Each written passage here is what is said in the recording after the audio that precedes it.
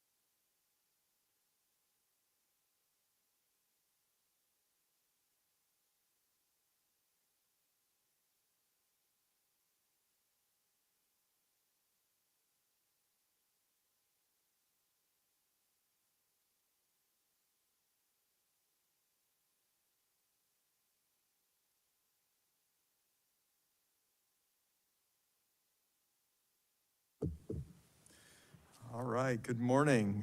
We're ready to call the board meeting to order. It's Wednesday, June 18th, and the time is 10:03 a.m. Ms. Cicchetti, please call the roll. Good morning, everyone. Chairman Gaines. Present. Vice Chair Lieber. Here. Member Vasquez.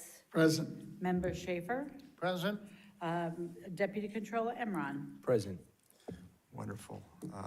A quorum is present, and the board meeting is called to order. We'll start with the Pledge of Allegiance, and Deputy Controller Emron, if you could start us, that'd be great.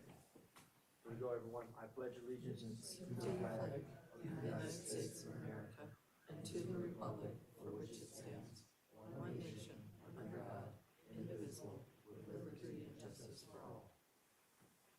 Thank you.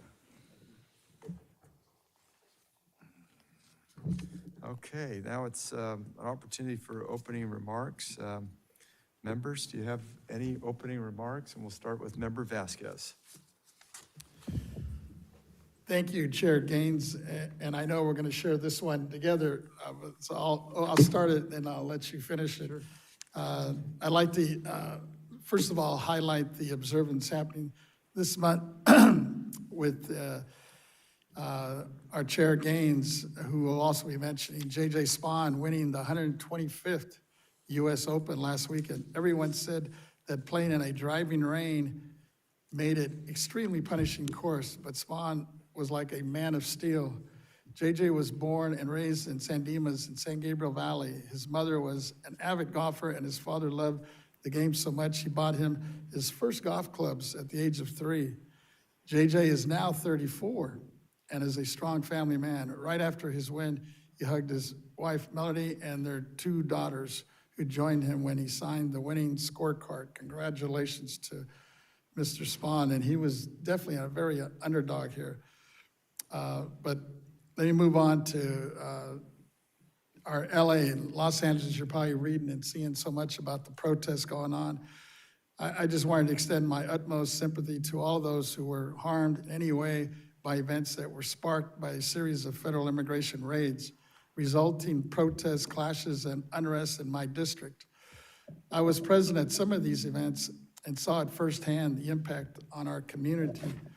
While I condemn all the violence of all forms, I'm concerned for those who have injured or have been injured or traumatized, especially to the importance of the important immigrant families and businesses who may be suffering. Though all laws must be observed, I'm committed to ensuring that the dignity of human beings is protected regardless of their status or circumstances. And it's kind of ironic, as we're hearing from our federal government, that possibly threatening, federal funding. At the end of the day, when you look at what we generate in California, being the 4th largest economy in the world, we give more than we receive back. And I think he needs to be careful with that, because at the end of the day, if we withhold, we come out ahead. But we'll see what happens. But I was happy to hear that yesterday, our mayor in LA, Karen Bass, lifted the week-long curfew for the downtown Los Angeles, because I know a lot of the small businesses were really hurting and suffering because of that. So I'm hoping things will start bouncing back as that moves forward.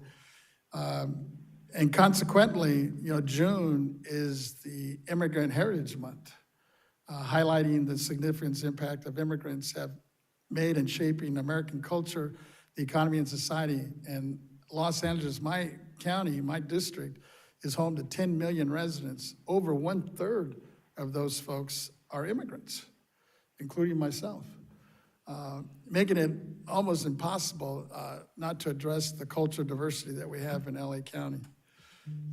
And last, I just wanted to also recognize Juneteenth. Celebrating this was also happening this month. Technically, it's this Thursday, but I know this weekend there was a lot of events. We had one in my district that I participated in, and it was very well attended. So hopefully you can get out. If you haven't this weekend, I know Thursday there's going to be several events going on as well. Because of all, that pretty much is a celebration at the end of slavery in our nation, and kind of a time to, reflect on what went on back in those days and the value of those people and our groups throughout the nation, pretty much. With that, let me send it back to our Chair Gaines. Yeah, thank you very much, Member Vasquez and Vice Chair Lieber. Comments? If I might go last, prefer Okay. that for the overall comedy and rhythm. Thank Okay, you. very good. Member Schaefer, would you like to make some comments? Yes, thank you, Chair. I always have a birthday to share. Today is the 83rd birthday of Paul McCartney, who, of course, is an icon and the surviving Beatle. And my son works with him at Coachella Music Festival. I never met the man, but we all are much better off for him having shared our lives. I also am appalled at what's gone on in my district with Senator Padilla being abused by the president's secretary of whatever, Christine Noem. I'm just hoping that cooler heads will prevail.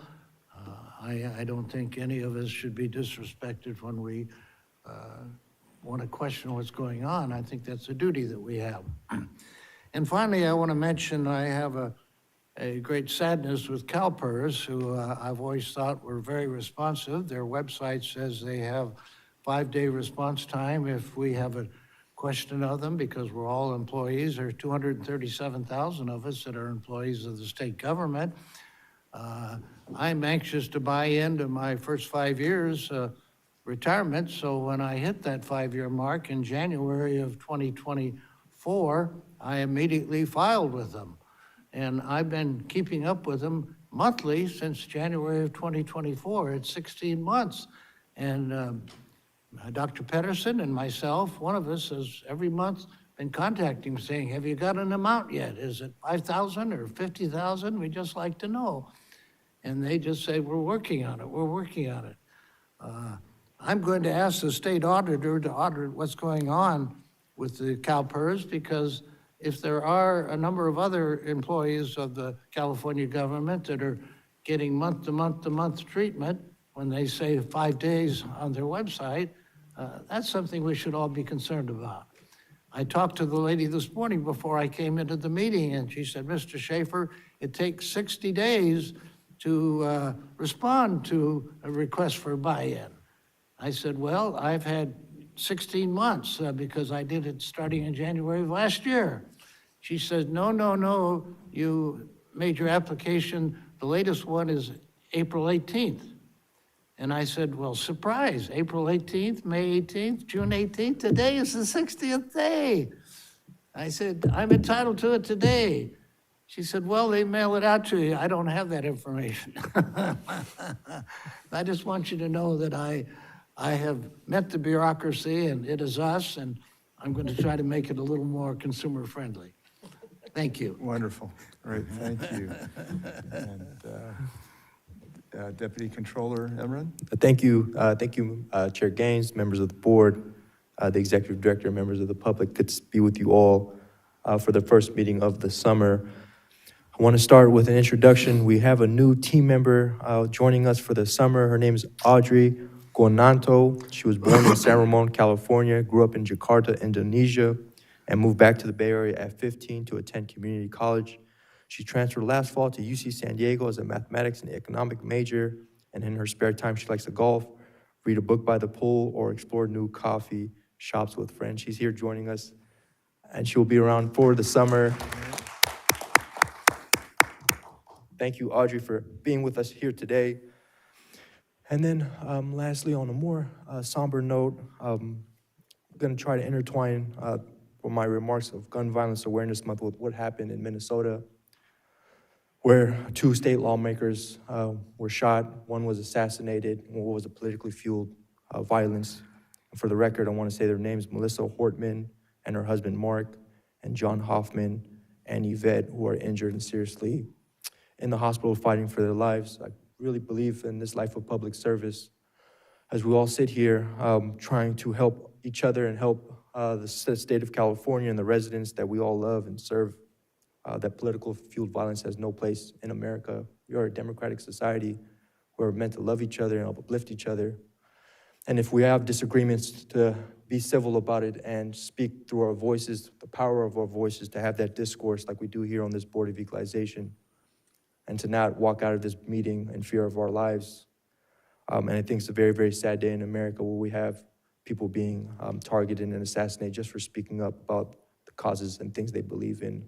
And I just want to shout that out and send my love to the people of Minnesota. It's a wonderful, wonderful state. I've got to visit it one time. To the governor, to the entire Minnesota state legislature, too.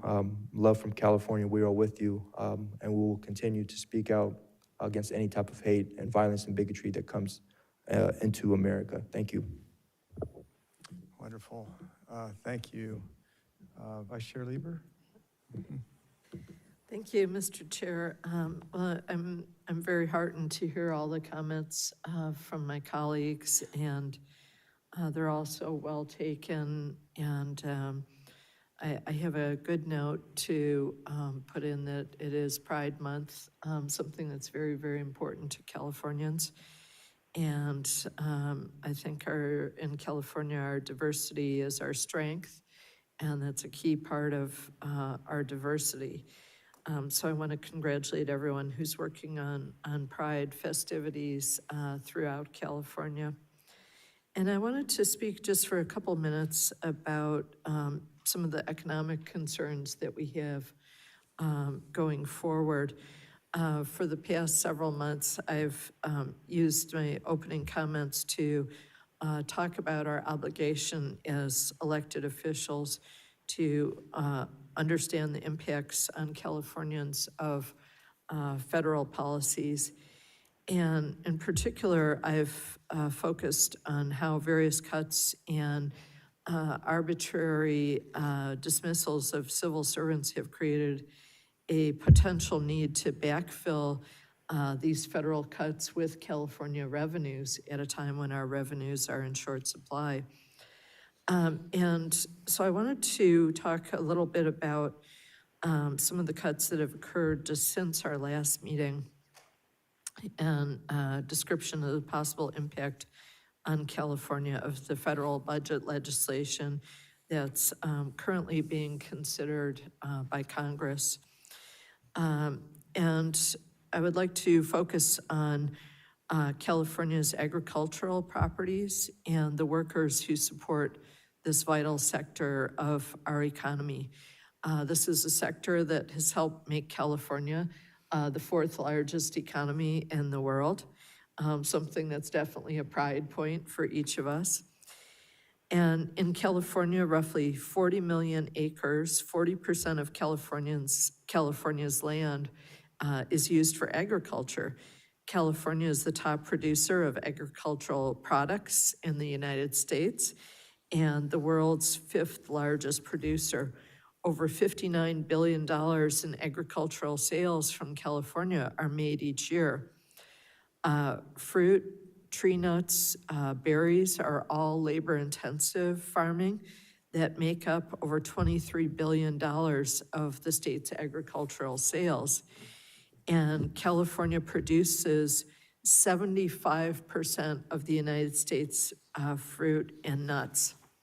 88% of all strawberries come from California, 90% of all lemons, 90 to 95% of all avocados, and 94% of wine grapes used in America. And a 2023 study found that over 800,000 Latino agricultural workers are employed in California every year, of whom approximately 400,000 are estimated to be undocumented. It is in this context that I would like to comment on reports of federal immigration agents chasing farm workers in the fields in Oxnard in Ventura County.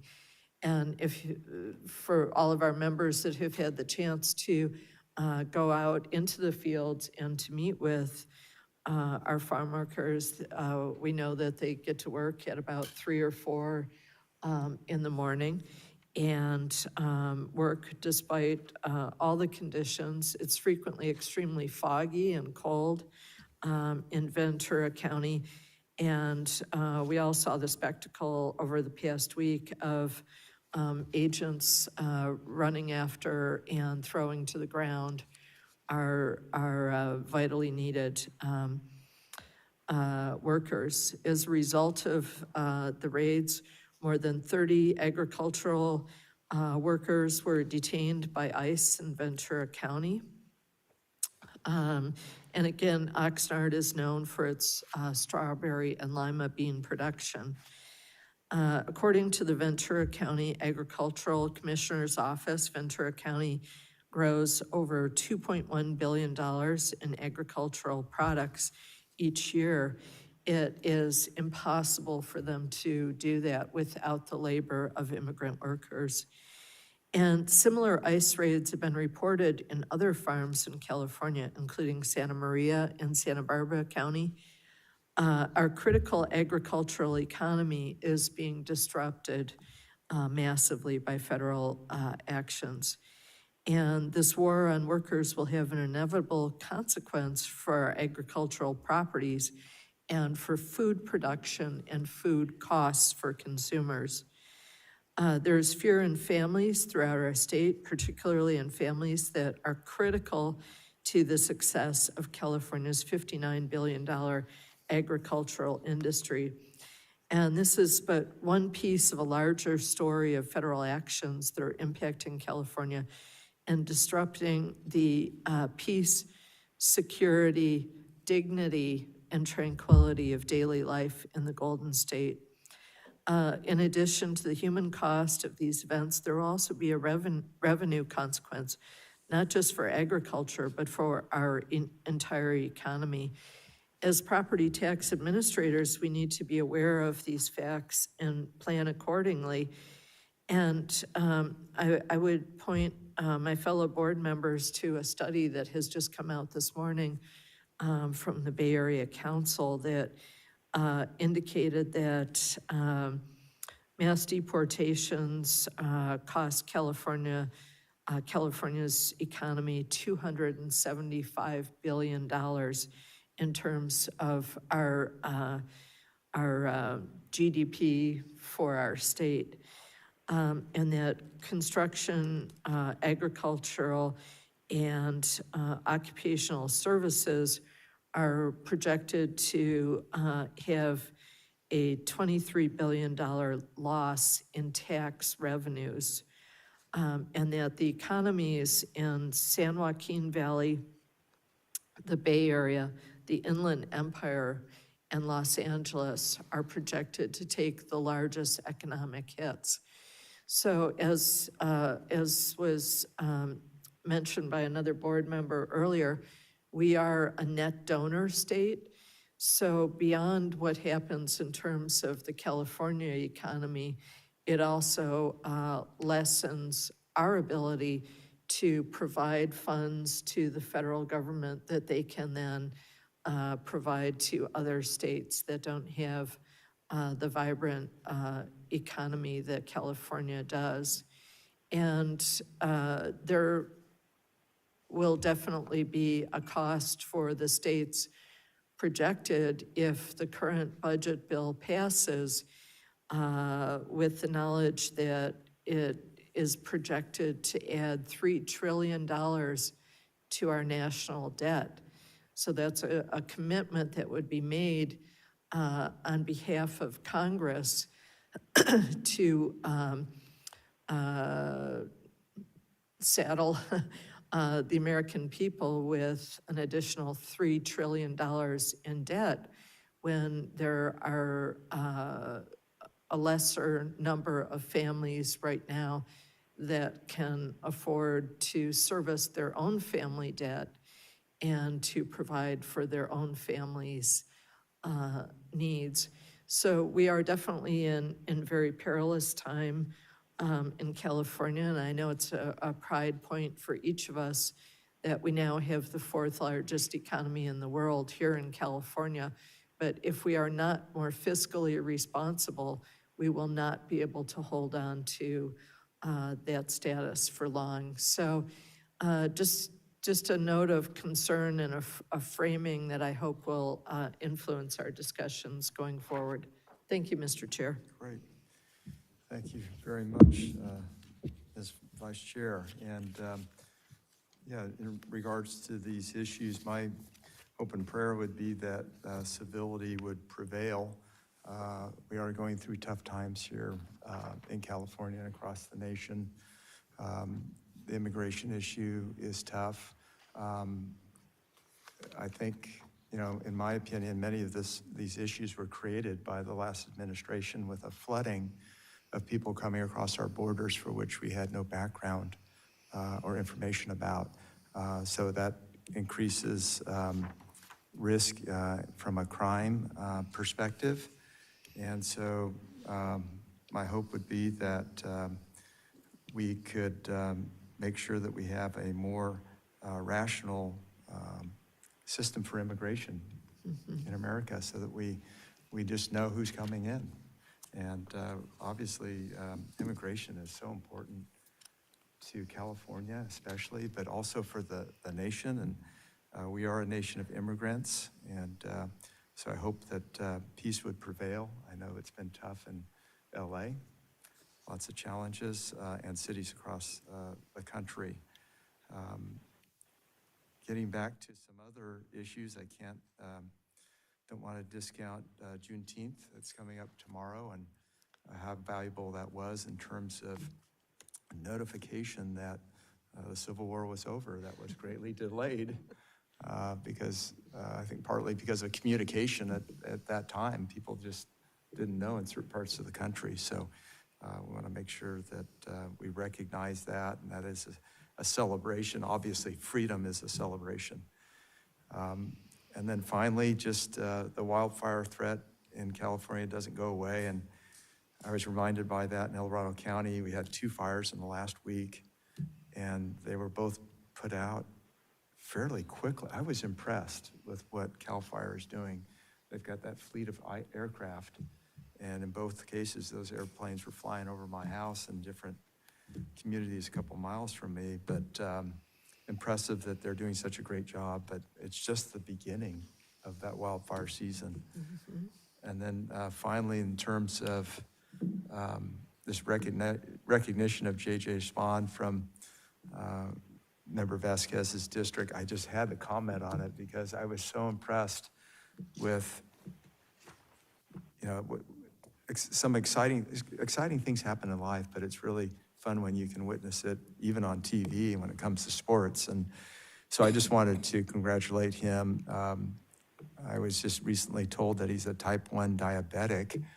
My daughter's type 1 diabetic, and I know the struggle she goes through just for everyday living, but for someone to be at that caliber of golf, playing on one of the most important, I mean, we're talking the US Open, for which he had a victory, struggling through challenging weather conditions. All the other leaders were just making mistakes right and left, and JJ just kept nice and grounded, and just his drives were, those last few holes, his drives were perfect. The very last putt was a 64-foot putt. It's like mind-boggling. So it was a bit of hope and light in some challenging times, and so it was just a great moment to witness that, and the fact that he's a Californian is just awesome. He was thinking of actually quitting the game because he'd never won a major, so good for him, and congratulations. Okay, are we ready to move forward? Okay, Ms. Cicchetti, can you please call our first order of business? Good morning again. Our first order of business is our safety and informational announcements. First, I want to remind the audience to silence their cell phones and other wireless devices. Our safety announcement. In the auditorium, the exits are in the front on each side of the stage, and other exits are at the rear. Please take a moment to find the exit sign and location closest to you in the event of an emergency. Our informational announcement. The board meeting will be live streamed to the public, posted on the BOE website. Therefore, we ask all speakers in the auditorium, on the AT&T telephone line, or by teleconference just to state their names before speaking for the record. We ask that you speak slowly and clearly.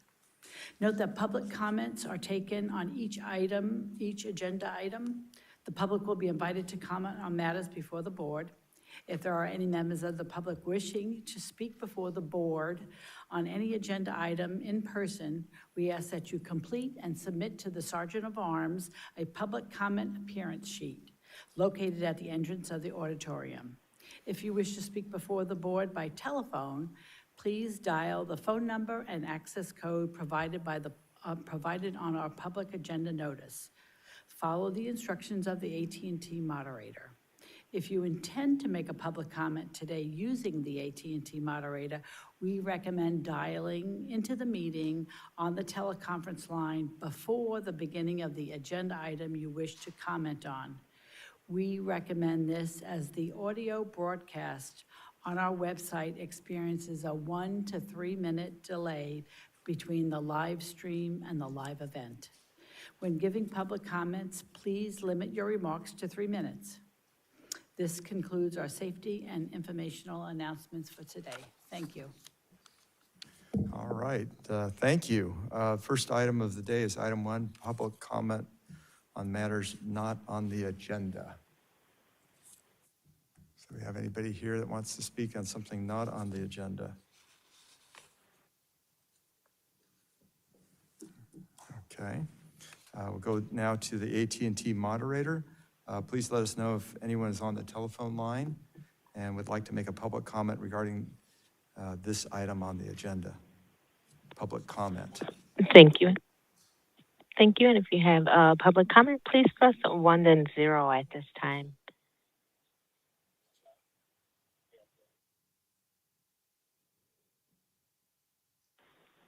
And at this time, no one has queued up. Thank you, moderator. Hearing no comments, we'll move on to the next item. We're now moving to the consent agenda. Item 2, board meeting minutes. And I'd like to request the board adoption of the May 28th, 2025 board meeting minutes. Members, would anyone like to make a motion on this item? I would so move, but I have some comments. Okay. We got a motion. Do we have a second? Second. Okay, all right. And now we have a comment by Member Schaefer. Chair, I noticed there are some very petty amounts that we're being asked to approve. Would you believe $2,700, $2,800? And there are also many of them that are $100 million or more. I was wondering if we've ever thought of giving our executive director or one of our chiefs the jurisdiction to approve anything under $1 million. I think $1 million really ought to be the threshold to get onto our docket here. Okay. So we'll have Mr. Moon comment with regards to that. Thank you. Good morning. Richard Moon, Chief Counsel. I believe Mr. Schaefer is referring to the value setting that was done, and that's statutorily required to be done by the board by a certain time each year. And so if the board had wanted sort of some other system to do that, that would take a statutory change. Thank you. All right, thank you. Very good. Thank you. Any other questions? All right, we have a motion and a second. Let's go to public comment. No written items, correct, on this? And so we'll go to the AT&T moderator. Please let us know if anyone is on the telephone line and would like to make a public comment regarding item 2, board meeting minutes. Thank you. And if you'd like to make a comment, please press 1 then 0 at this time. And this is for item 2.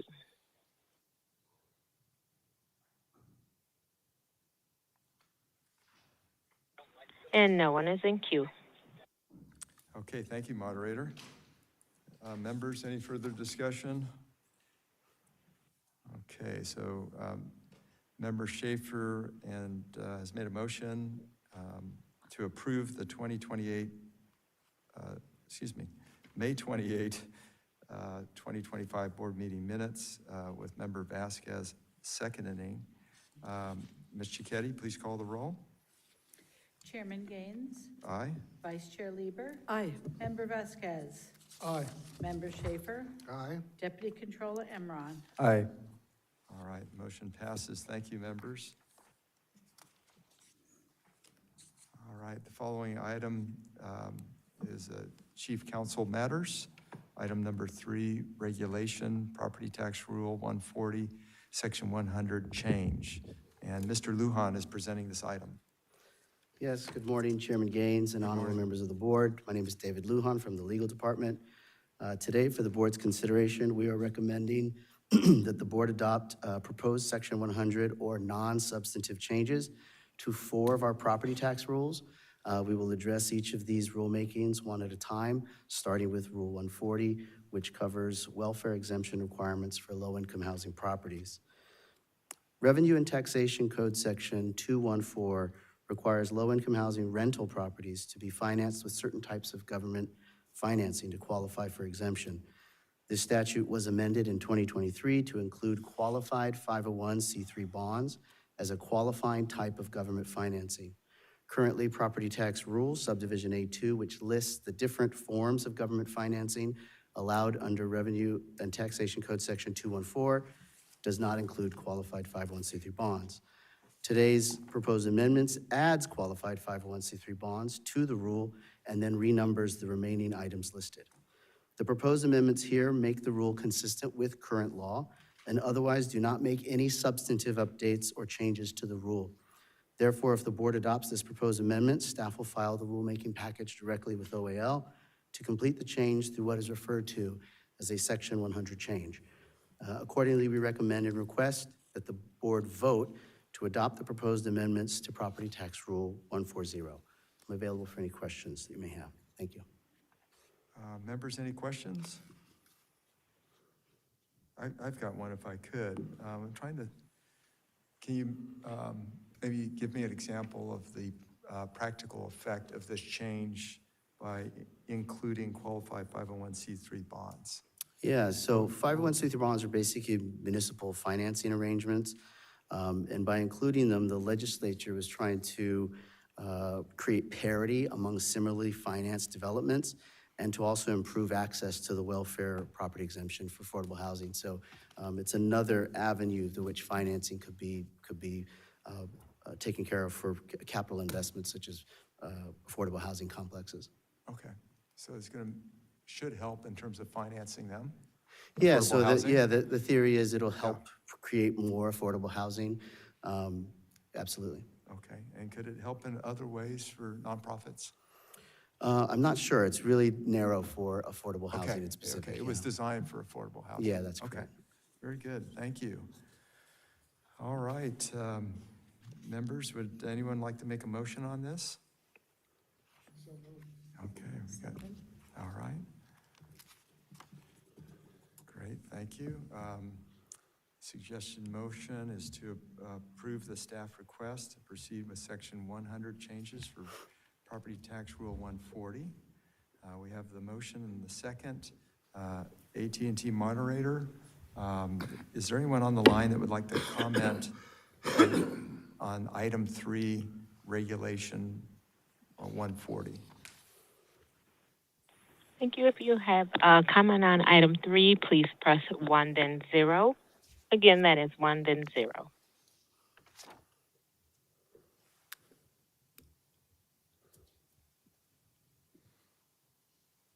And at this time, we have no one that has queued up. Great, thank you, moderator. And there's no public written comments, correct? Just to clarify that. Great, thank you. Any questions or discussion, members? Okay, we have Member Vasquez has made a motion to approve the staff request to proceed with Section 100 changes for Property Rule 140 with Vice Chair Lieber seconding. Ms. Cicchetti, please call the roll. Chairman Gaines, Aye. Vice Chair Lieber, Aye. Member Vasquez, Aye. Member Schaefer, Aye. Deputy Controller Emron. Aye. All right, the motion passes. Thank you, members. We'll now move to item number 4, Property Tax Rule 5334, Section 100 change. And again, Mr. Lujan is presenting this item. Thank you, Chairman Gaines, honorable members of the board. For the Thank you. record, my name is David Lujan from the Legal Department. The next rulemaking we recommend for the board's consideration are proposed Section 100 changes to Property Tax Rule for Tax Appeal 5334, which covers the time for filing of petitions within the context of the Property Tax Sampling Program. Currently, the rule states that field reviews are conducted by the County Assessed Properties Division. However, this is no longer accurate and needs to be updated to state that field reviews are conducted by the Assessment Practices Survey Division. Additionally, the rule states that a final notice of findings will be mailed to the relevant county assessor by the Chief Deputy Director of the Property and Special Tax Department. However, the title of the mailing party is no longer accurate and needs to be updated to Deputy Director of the Property Tax Department. Today's proposed amendments to Rule 5334 update and revise the rule to accurately reference the name of the division that conducts assessment practices surveys and accurately refer to the position that mails the final notice of sample findings to the county assessor, respectively. Again, these are not substantive updates or changes to the rule. Therefore, if the board adopts these proposed amendments, staff will file the rulemaking package directly with OAL to complete the changes as Section 100 changes. Accordingly, we recommend and request that the board vote to adopt the proposed amendments to Property Tax Rule for Tax Appeals 5334. I'm available for any questions. Thank you. All right, members, any questions of Mr. Lujan? Yeah, Mr. Schaefer. Mr. Lujan, this is not something you can do without us. It's a statutory requirement to be involved. That's correct. For any rulemaking that the agency conducts, for it to be valid, the board must vote on must approve that rulemaking. I don't think we'd have any objection if you just went ahead and did it, but if you're going to do it. It's in the statute, yeah. Any other questions? How about a motion? Move staff with that, I guess, to move the proposed amendments recommended by the staff. Okay. Excellent. So we have a first and a second to approve staff request to proceed with Section 100 changes for Property Tax Rule 5334. And I'm assuming we do not have any written comments. Is that correct? Okay. And the AT&T moderator, please let us know if anyone is on the line and would like to make a public comment regarding this item on the agenda. And if you'd like to make a public comment, please press 1, then 0 at this time.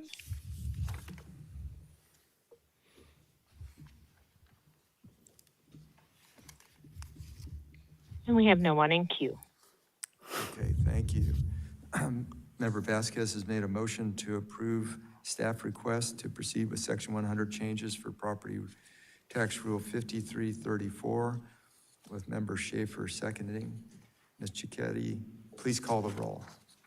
Chairman Gaines, Aye? Vice Chair Lieber, Aye. Member Vasquez, Aye. Member Schaefer, Aye. Deputy Controller Emron. Aye. The motion passes. Thank you, members.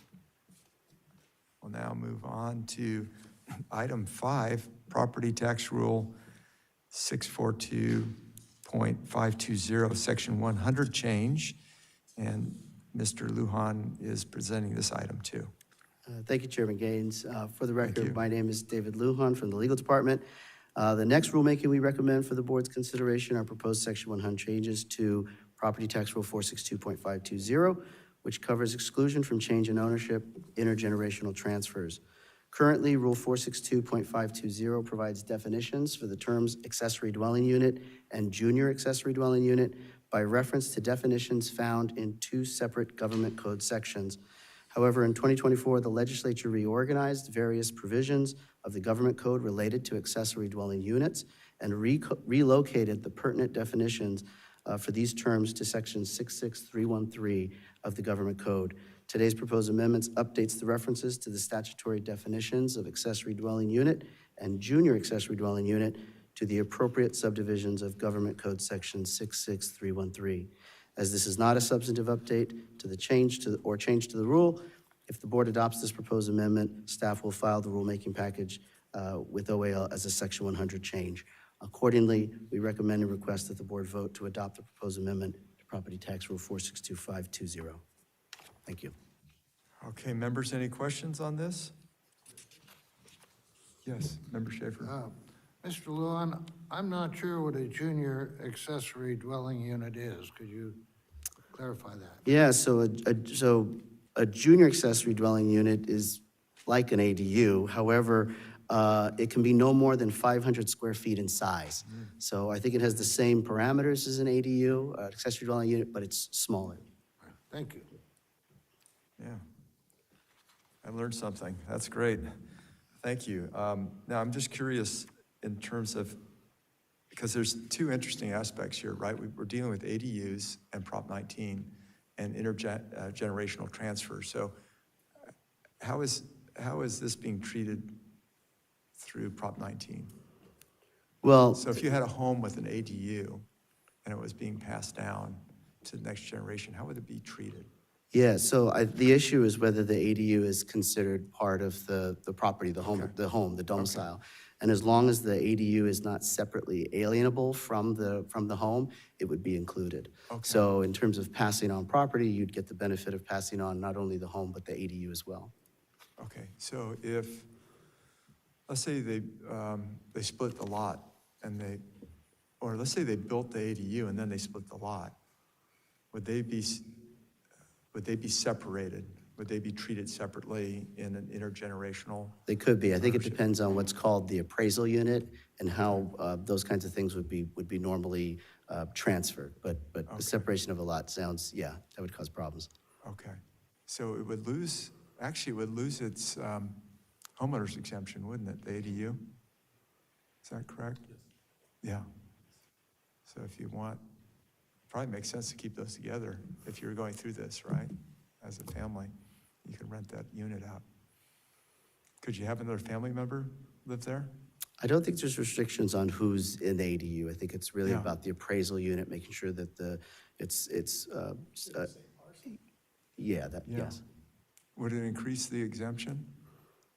What- Because it's divided, isn't it divided by the number of surviving children? Yeah, please. Okay. What this new, all we're doing is we're clarifying basically a reference to what defines an ADU and what isn't an ADU. So our amendment to the property tax rule only just follows what has been changed in statute. Your question as to if you split the parcel and separate the ADU, with that split, typically, Mr. Lujan is right, the appraisal unit then would probably be two. And typically, if you split it, then it's alienable. You can actually sell that separately. If you can, then when you transfer your value to one of your eligible transferees, that separate unit won't get that treatment. Yes, okay. So, So if you had a question. Yes. If you had a house with an ADU. right. And you had two surviving children after the parents passed away. Mhm. Could you have one child live in the ADU and then another in the home and get the full exemption? If both, that's an interesting question. In general, if the unit is not alienable, the ADU, you can't sell it separately from the home. Right. The base year transfer, as long as it's from an eligible transferor to eligible transferee, a parent to a child, then they're able, and at least one child lives in that home, they're able to keep the base year value of the transferor. If there's more than one children and one still child can. lives in it, you still get the full exemption? Yes, you can. Okay. Yeah, that's where I was Okay. going down a rabbit hole. I apologize to my colleagues. So, thank you. Of course. Appreciate it. Okay. All right, so any other questions on this? I don't see any. Okay, and do we have a motion and a second on this item? So moved. Okay. And do we have a second? Second? Okay. Wonderful. And any written comments? None. AT&T moderator, please let us know if anyone's on the telephone line and would like to make a public comment on this item. Item 5, property tax rule. Thank you. Thank you. If you have a comment for item number 5, please press 1, then 0.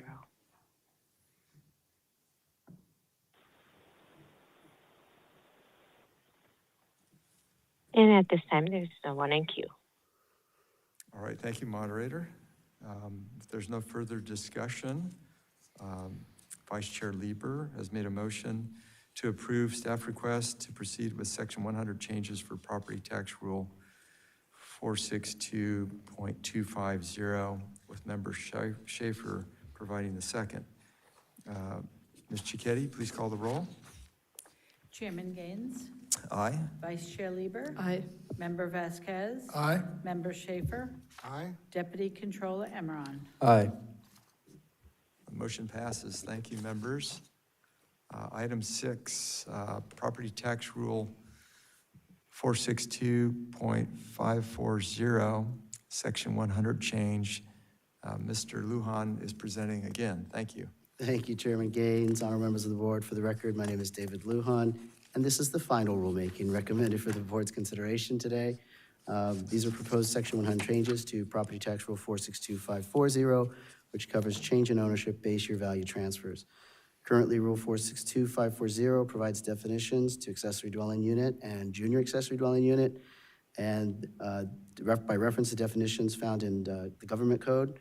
However, in 2024, legislature reorganized those provisions and relocated the pertinent definitions to 66313 of the government code. Today's proposed amendments update the references to the statutory definitions to the appropriate subdivisions of government code section 66313.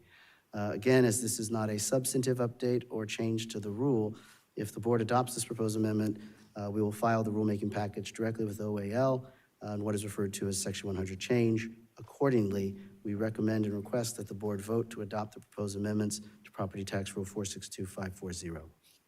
Thank you. Moved. Wonderful. That's great. So we have a motion, and do we have a second? Okay. Great, thank you. And this is just an update because of a statute that passed through the legislature. That's correct. Yeah, thank you. Okay. So we have a first and a second. Do we have any written comments? No. AT&T moderator, please let us know if anyone is on the telephone line and would like to make a public comment on item 6. And if you would like to make a comment on item 6, please press 1, then 0.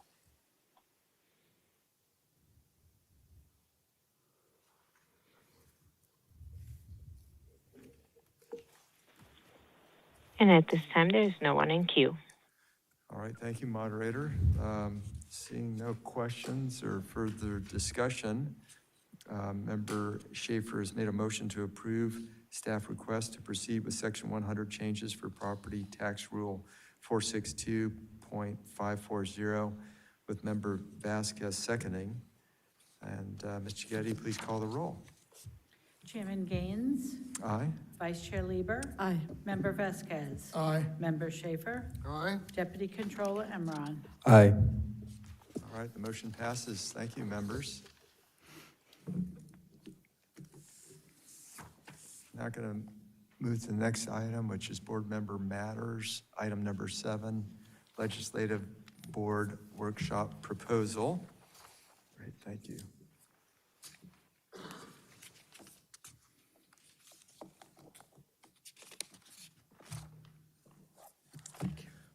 Okay. Yeah, thank you. So this is item 7, legislative board workshop proposal. And it's right and proper for the board and individual board members to evaluate and support or oppose legislation. I know, like my fellow board members, that we want to do that in a way that best serves the public, the board, and the board staff. As such, during our discussion, I'd like to try to understand how the board work group would best be organized and operate. And as you recall, Controller Cohen and I had discussed this, and she wanted to make sure that we brought this forward and that we added some structure to how we analyze a bill and how it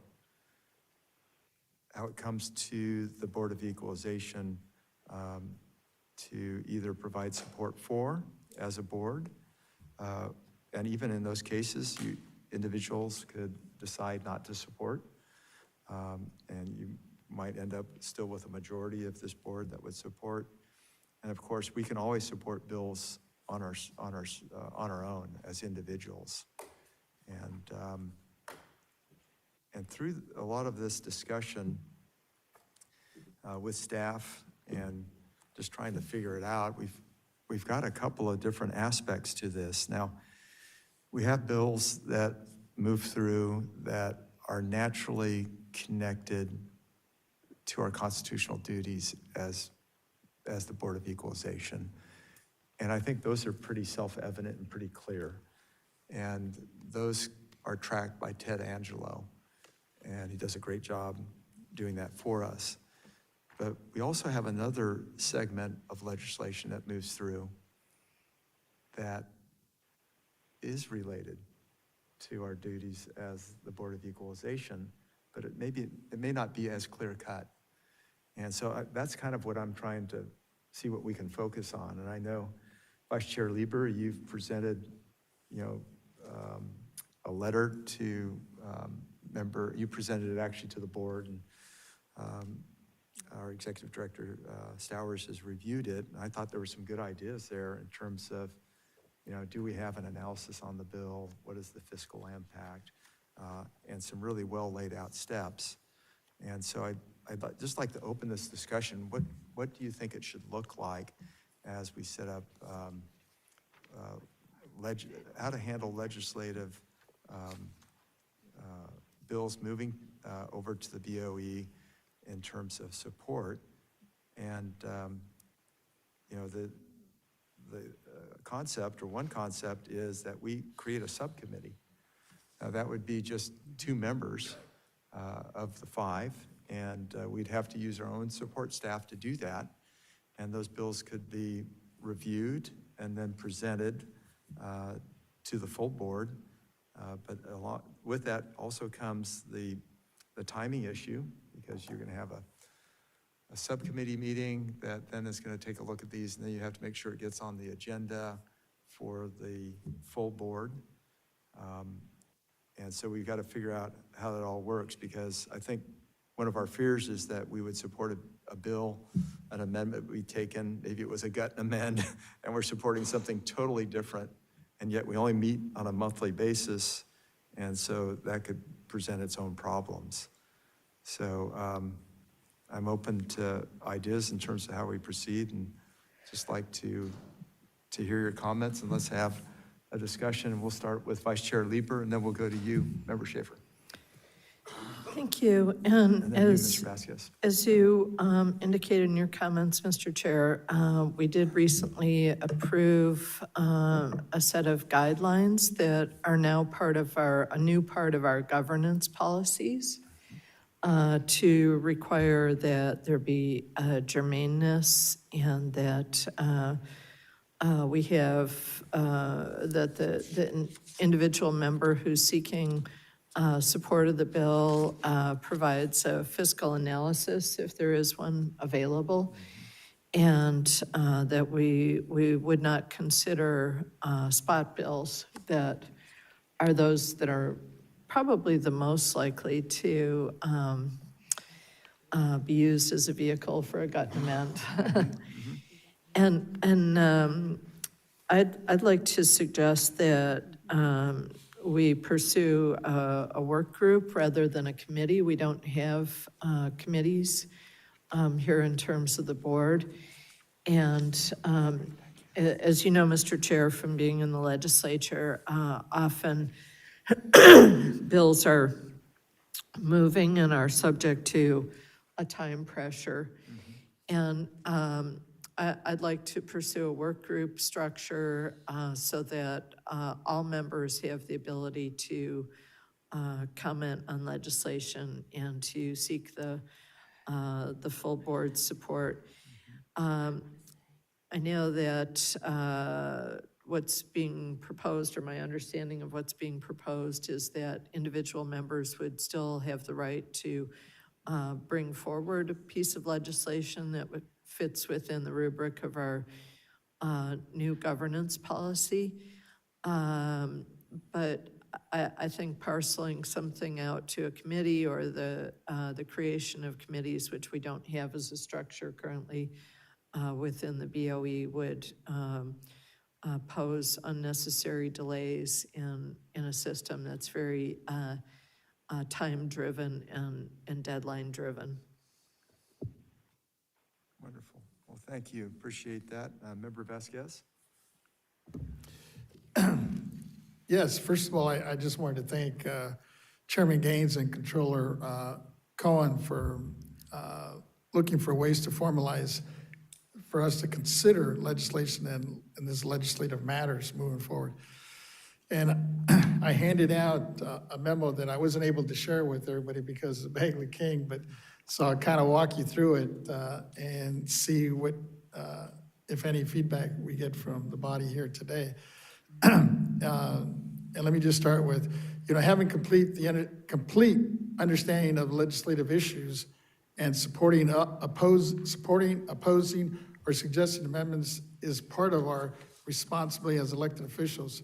Whether it is a hearing directly from legislators, deliberating on what to support or oppose, suggesting amendments, initiating our own proposals, or discussing the need for regulations or guidance for pending legislation, we all need to be fully engaged. Based on the discussion last month, I believe the question is how we can best incorporate the concept into our existing governance structure with a few changes. I agree with Chairman Gaines on this, that at this time, the best structure to all this might be a work group, but with a few changes so that it is tailored specifically to the legislative process.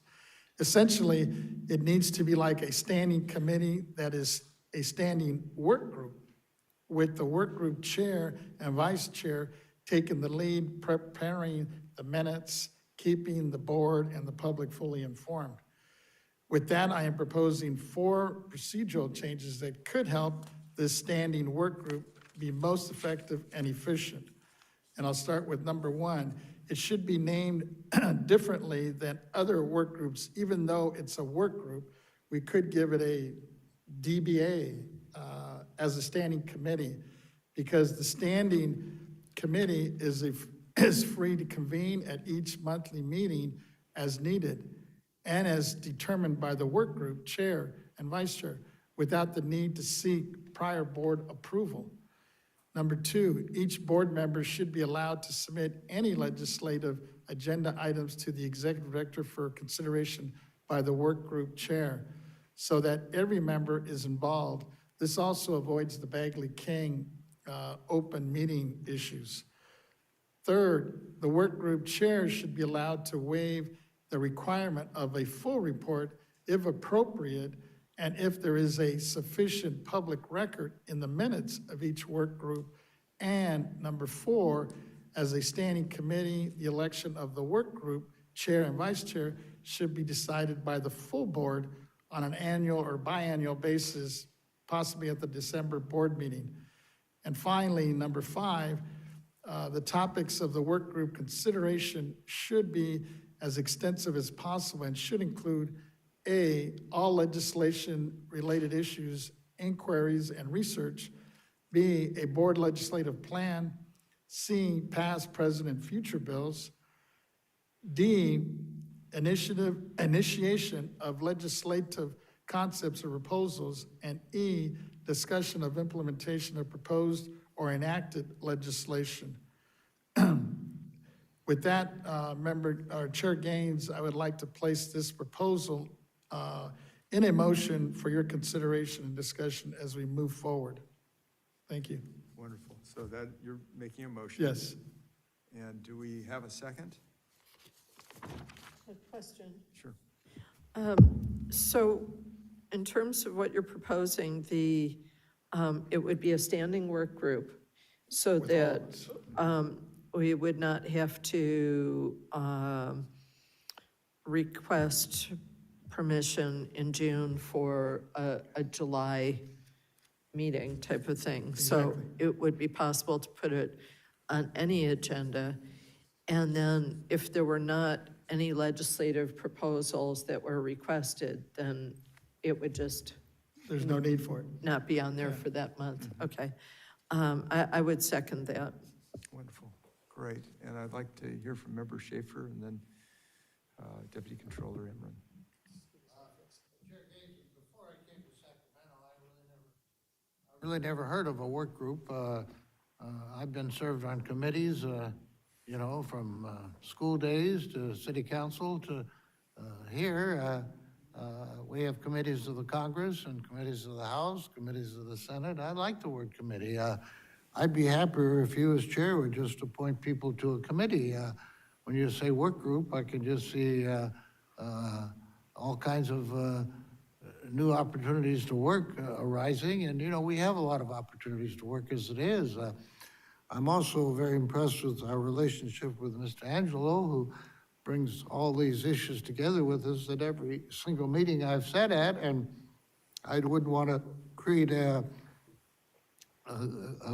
group or a study that might detract from our total access to him. Although if there was a committee of two of us meeting with him before the meeting to maybe focus on what position we should take, I have no problem with that. But I'm sort of a student of Jerry Brown, when less is more, and I'm not anxious to expand the bureaucracy here, but I do like the word committee, and if you'll have a committee, I'm all for it. Thank you. Okay. I actually think this solution answers your question. Yeah, in terms of simplicity. So, yeah, good. Wonderful. Deputy Controller. Thank you, Chair Gaines. I want to thank the members of the board for having this spirited discussion. So when the controller made this recommendation, she did so from the lens of good governance. She believes that it is time to evolve the board into a more meaningful and intentional governance structure. We have worked hard over the past 7 years rebuilding. She now believes it is time right to begin establishing our committee structure, which is different from our work group structure. The legislative committee would become our first committee with the secretary of the board supporting us, very similar to the support provided to the full board. It will allow for more in-depth and proper vetting of the policy issues and associated bills, as well as a thought-out recommendation to the board. The controller believes this would become our first committee, and she has recommendations for additional committees consistent with our constitutional responsibilities. Chairman, the controller would like to work with you and our executive director to create a proposal for the board's future consideration. We have taken very unfortunate and unfounded criticism about the work and value of this board to our constituents. The controller believes moving in this direction is consistent with our governance role and welcomes the opportunity to turn the page on the limited governance structure we have survived under the past 7 years. And that's where the controller stands now. Thank you. So maybe help me with that a little bit, because we've got a motion and a second with a proposal that I think provides a lot more structure than what we've had historically. And so I'd just like to know, what are the controller's thoughts with regard to this proposal that we're looking at? And then I'd like the executive director weigh in also. Thank you, Mr. Chairman. This is my first time looking at this, and I've only had maybe 10, 15 minutes to review it. I'm a little confused here. It says it's a legislative work group, DBA, but it will be under the guise of a legislative standing committee. And I don't know exactly what that means under the board's Maybe we governance could have, policy. Mr. Moon, could you help us clarify? Because So is it a work group? Is it a committee? Too, that we have to make sure we're addressing, that we're falling within the right structure Yeah. as a board. So- Good morning, Richard Moon, Chief Counsel. So as you know, in the past, the board has approved this work group structure that you've been using for a variety of reasons. And one was to make a clean break with, I guess, what we'll call BOE 1.0 because of AB 102. And so this work group committee was designed to be sort of what you might consider a one-off sort of type work group that considers specific individual issues that board members had concern over. So the work group charter and the policy are designed to structure that type of a work group. If the board is now considering a standing work group, I think there should be consideration of additional factors that are not contained within the existing charter. And so some of those issues that the board may want to consider is, for example, who would be the work group chair and vice chair? How would that be? How would that chair be selected? And then what would be sort of the authority and the powers of that chair?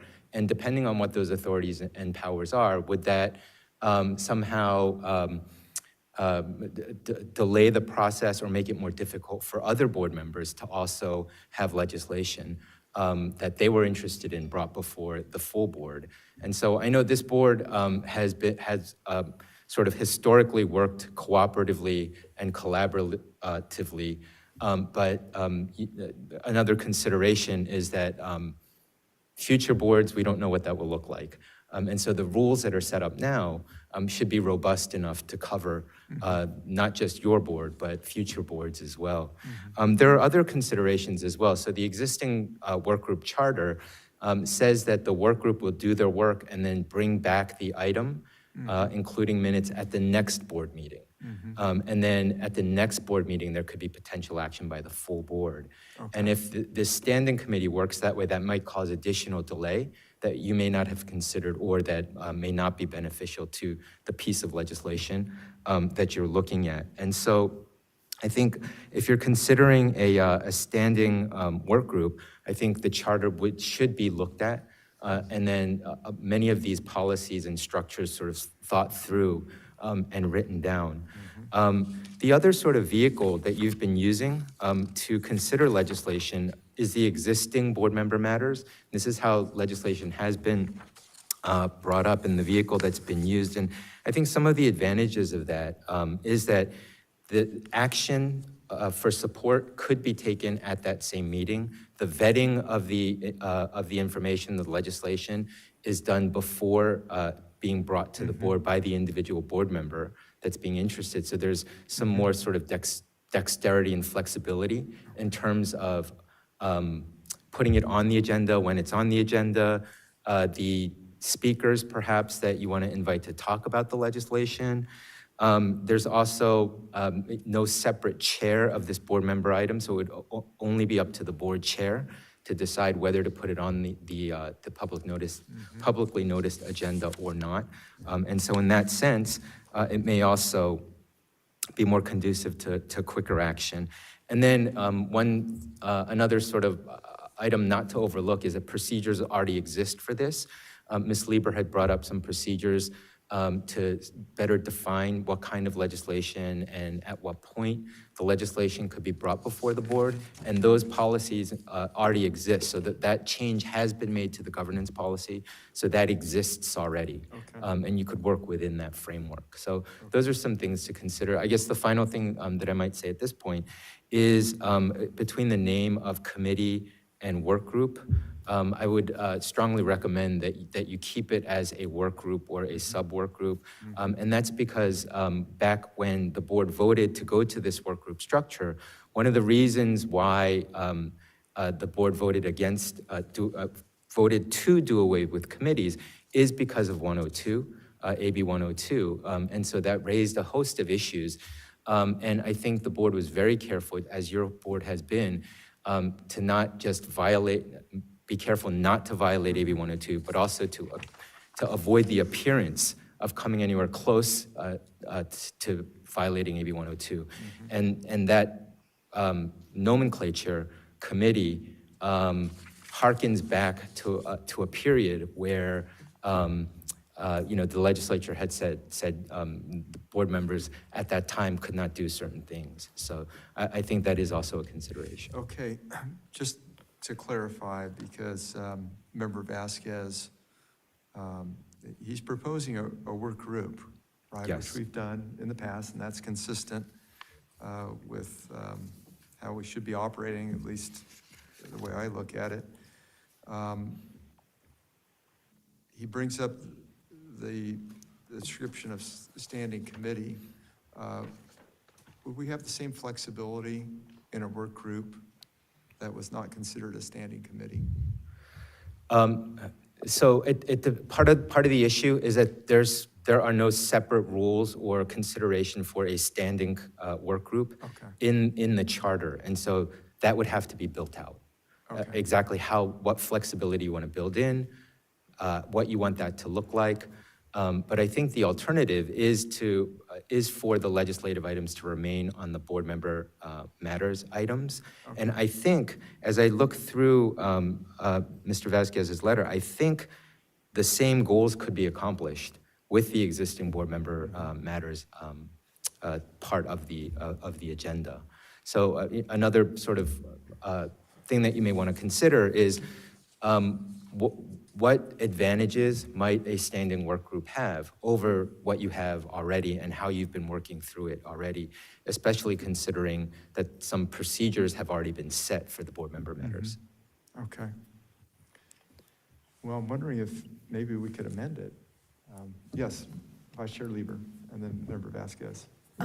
Thank you for the input, Mr. Moon. And I wonder if we might possibly bring back an item to look at the language in the charter that deals with work groups and see what room there is to work with there. And thank you to staff for, we should all have one of these at our place, to talk about what we've already adopted in terms of the legislation that we consider. And maybe we could have that be a part of our, if we could possibly bring that back in July, if there's room in that agenda, to talk about, to review the structure of what we have in the charter, and also to more fully consider what we've already just adopted in terms of our own governance policy last month, if that would be acceptable to folks. I'm good with that. I was just trying to address the issue that was raised about committees and didn't want to get caught up with what Mr. Moon was talking about specifically, us getting caught up in this whole AB 102 situation. That's why I was looking at it, calling it basically a work group, and that we would all be involved, because it sounds like there's interest from more than 2 members on this board, which then you get into the whole Bailey King if you were to set up a separate, whether it's a committee or a work group. That's why I kind of thought of it as a work group as a whole. So we all get to participate and move whatever item it is, or to stay on top of this legislation. And the other issue I think Member Schaefer brought up is that, working through a committee with Ted, when I brought this thing up before Ted, and actually our executive director was part of that discussion, I got in a kind of a pickle, because technically we can't be directing her staff. We can only direct the executive director. That's right. That's why I was trying to avoid that as well. Yes, yep. And I thought this, would be something that we would take responsibility for. Right. One, on the minutes, and everything, reports and everything else that comes out of it, letters and everything that would be generated would be done by the work group as a whole. That's all. Yes, wonderful. And then, Thank Vice you, Chair Mr. Lieber. Chair. And I'd like to suggest when we bring it back next month that we consider a time limit, say through the end of 2026, to consider a work group of, a standing work group. so that we're going to have brand-new board members after that point in time. And if we have a structure that maybe isn't performing as well as we would like, it would be good to give them a fresh slate to look at things. And so if we could bring that back in July, I think that would be a good move. Thank you. I agree. And Deputy Controller. Thank you. I want to thank you all for the spirited discussion. So my understanding, Mr. Moon, is that it is now violation, is not against the law to bring a committee, a legislative committee to the board. So my recommendation for the next month is to also have two proposals. One, what a legislative work group will look like, and also one, what a legislative committee looks like. And I appreciate Mr. Vasquez and his staff for working on this. I believe we're all close to proposal, but to see both, because this is big and this is going to change the board of the direction in the future. And we've been working hard the past 2-3 years on legislation, and we've been having legislators come, thanks to our board members. We've been sponsoring bills, we've been supporting bills. So I just want to see that nobody's going to be X'd out of this process, and that we have Ted Angelo here and we can use his resources and his support and yours as well. So if we can look at both a work group and how that structure looks like, and also a committee. And Mr. Vasquez, I'm happy to work with you and the chair on bringing this forward, because I think we're all stronger together. Thank you. Okay, now that raises a question though, in terms of if we do have a separate standing committee that isn't part of the full board, do we have access to Mr. Angelo on bill analysis?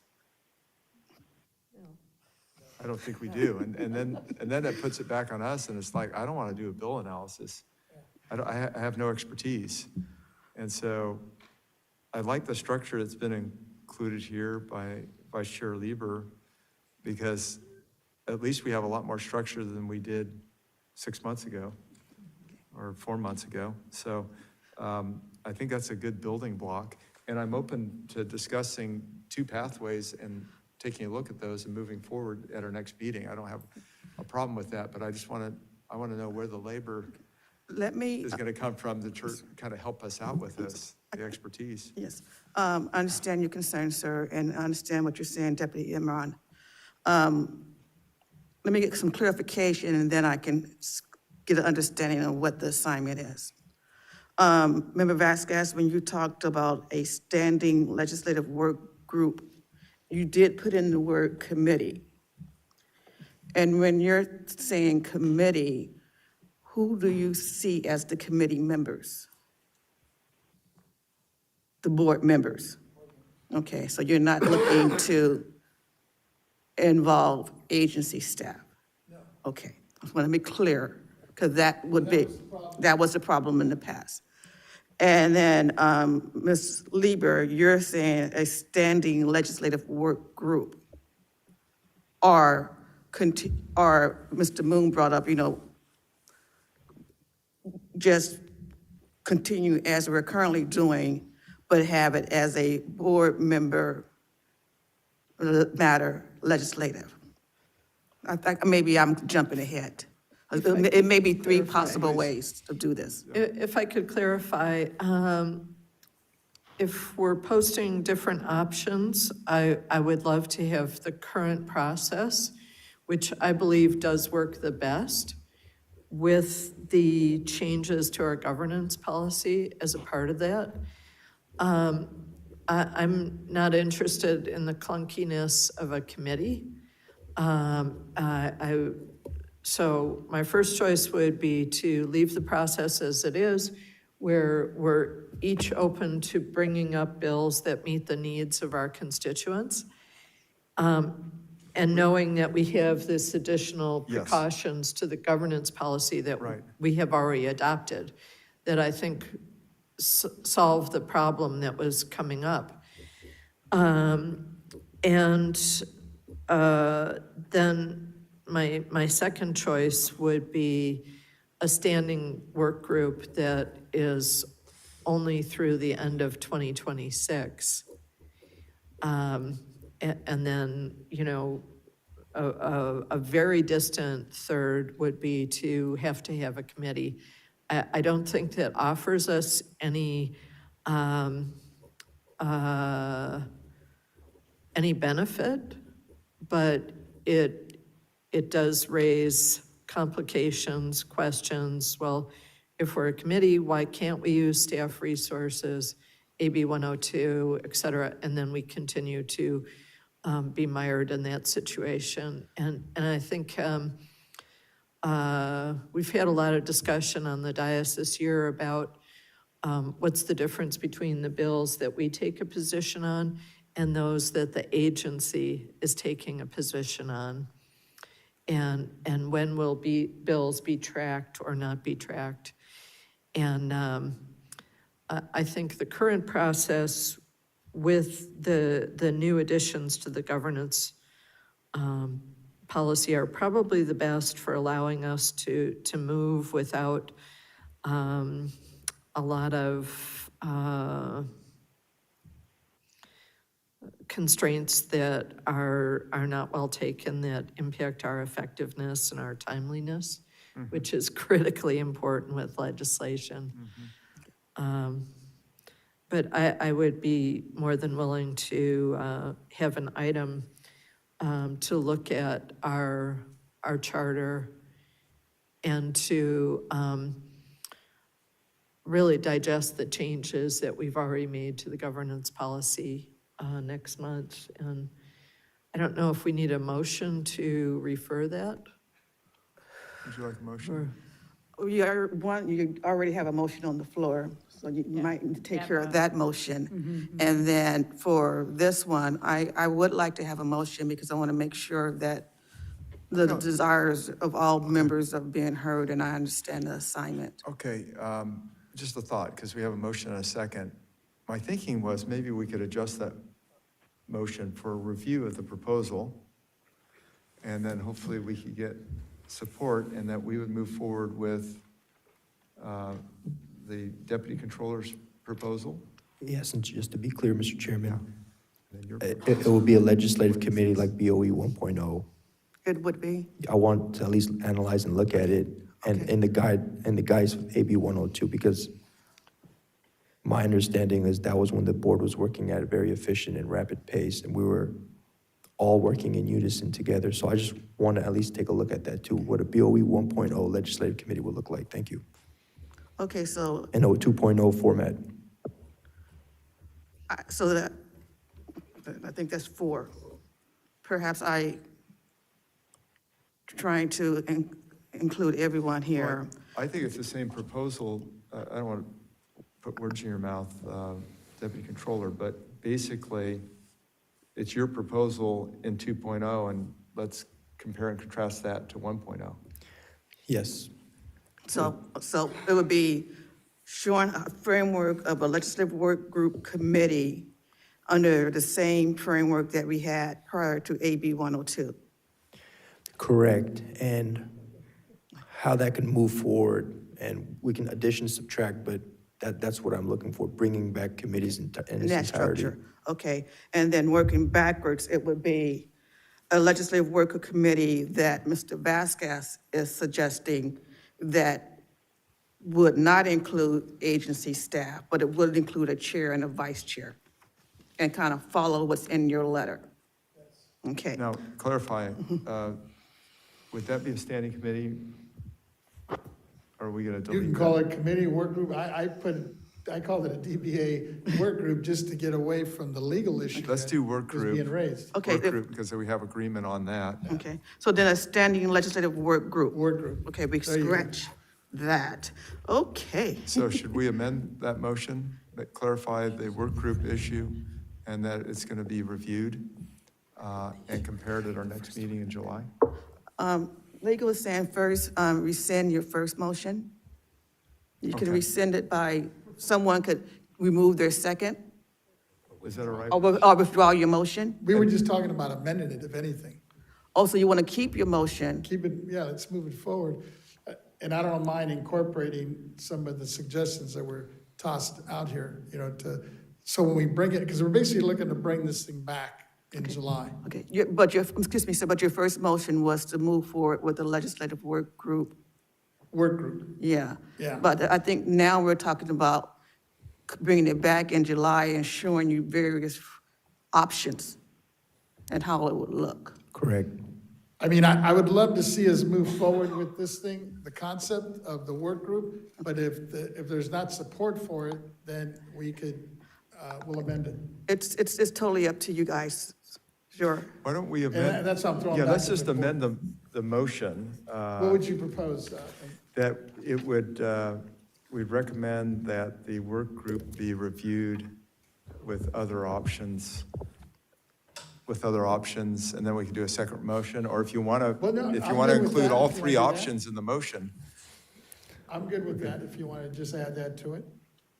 Okay.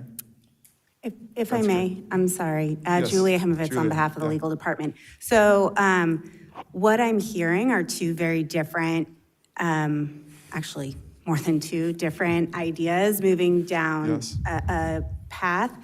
Member Vasquez made a specific motion, Ms. Lieber seconded, and that has been sort of standing out there. Now, we have another proposal that is different than the current motion. My recommendation is either to withdraw this motion and plan, because it sounds like what you're asking is more of an exploration of options to analyze the proposal that you've put forward. And it sounds like you're also requesting analyzing a separate path. And so I understand that you want to move this forward with a motion, but it might be cleaner if there's just more, if we withdraw that first motion and the second, and we have a direction to the executive director to analyze this and bring it back in July, Okay. if that makes sense. All right, yes, Vice Chair Lieber. Thank you. Just to get more into this. So my understanding of the motion is that we asked for the concept of a standing board work group to come back, and that we be presented with information about the charter and how a standing board work group would fit with the charter. In the charter. And that we would also have the information that has been presented to us here on the dais about the governance changes to be a part of that. And I think inherent in our discussion of the charter would potentially be what is the difference between a work group and a committee. And we've had mentions of, well, how do we go back to BOE 1.0, and I don't think that's a preferable thing to do, either here for us or for our reputation in the legislature. I just don't think that's a wise move, but Can I obviously I do clarify? very much support looking at our charter. Yes, I just want to clarify, because I think, and I think the request was to, under the context of BOE 2.0, what would a standing committee look like? I'm hesitant on standing. I'm just looking for a legislative committee. Or legislative? committee? Yeah, correct, Mr. Good. All we're trying to do here is just do research, information gathering. It's been 6-7 years. And the proposal to look at it, can it still function the way we want it to? Because if we're only having a work group, then we're leaving certain parts of this agency out, we're leaving other people out. And it's the most unified way of going forward, especially if we're gonna be really, really honing in on legislation in the future. And from my understanding, Mr. Moon, you're not telling me that it's a violation of AB 102. And if it is, you can come back next month and tell us. Yes, so if I could just ask a clarifying question. Is there something about the existing board member items that you feel is not meeting your needs in terms of wanting to look at particular legislation? Or is that what you're asking us to look at to see if there would be a difference between existing board member matter items and something like a 2.0 legislative committee. Yes, a reformed 2.0 legislative committee. Okay, and you're asking us also what reforms would be necessary. Correct. Okay, thank you. Appreciate it. So do we have clarity? I think we do. We're going to take. Yes, I believe so. I think what's left is for you to make the motion and. All right. So we have, can we repeat the motion for clarity? So let me see, because there was a little bit of a change. So my original motion was to, that we would place this proposal in a motion for your consideration and discussion and to move this thing forward as a ward group. And Vice Chair Lieber, I think, added that this would all come back to us in July for a final vote. Now, the Deputy Controller is, I think, asking for something a little bit different on the committee side. And maybe we should just handle that separately and maybe do a second motion on that would have his be addressed by staff and then have them come back. So both of them would be coming back, and this way we can weigh out what makes sense legally, what fits within the governance, and then we'll make the final decision in July. I think it all can be together. I think it all can be together as three options, three separate options that we can all take a look at under one vote personally. Yep, we could do it whatever way is the board's pleasure. So we can bring it back as one item in July. Yes, as options, or we could split them up. I was hearing from really up to staff you. that maybe to deal with, that we couldn't. So you're saying that we could include it? Or, in other words, we have one motion that's gonna move forward. You're saying there's no need to have a separate motion to address the committees? Yeah, I'm sorry if I was confusing. So if the motion is that you would like us to bring back 3 or 4 options that you had talked about, we can do that all as one. If the motion is to move the recommendations that you put forth in your letter and also do the analysis, then we should do those separately. And in fact, I think the first motion that says to put the legislative work group forward to go ahead and do that should probably be withdrawn so that the analysis can be presented to you and you can make a decision based on the entire analysis. So can I take a stab at it? Go ahead. So I'd like to make a motion that staff would review the board legislative work group as proposed by Member Vasquez, that we would review the proposal by Deputy Controller Emron, which would reflect a separate legislative committee similar to what was in place prior to AB 102, but would live within the restraints of AB 102. And that we would take a look at the charter to see what changes would have to be made to the charter in order to proceed with a standing work group. And then we would compare that to the changes just recently made on April 29th through the board governance policy as presented by Vice Chair Lieber. Yeah. So I would envision staying with what we have as the third option because we've already adopted the governance changes. Okay. So they're not really an option unless we brought them back up and rejected them. Now, True, at this that's point, true. we've Yeah. already voted on them. Right. That would be kind of So our foundational. The third option could Yeah. be just staying with what we have. Yeah, okay. That would be the fourth option, correct? Be the fourth if we're looking at the charter too, because we'd have the charter, we'd have your proposal and Tony's. Well, I think the charter already exists in the same sense that our governance policies okay. exist. If you're So gonna- we would be looking at 3 options that would be informed by our charter and our governance policy. And the 3 options would be a board work group, that would be a standing board work group that would exist through the end of 2026.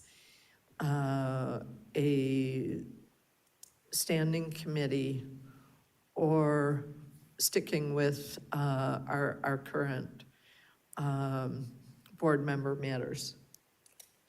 Okay, and let me clarify, when you say standing committee, are you referencing legislative committee? Yes. Yes, okay.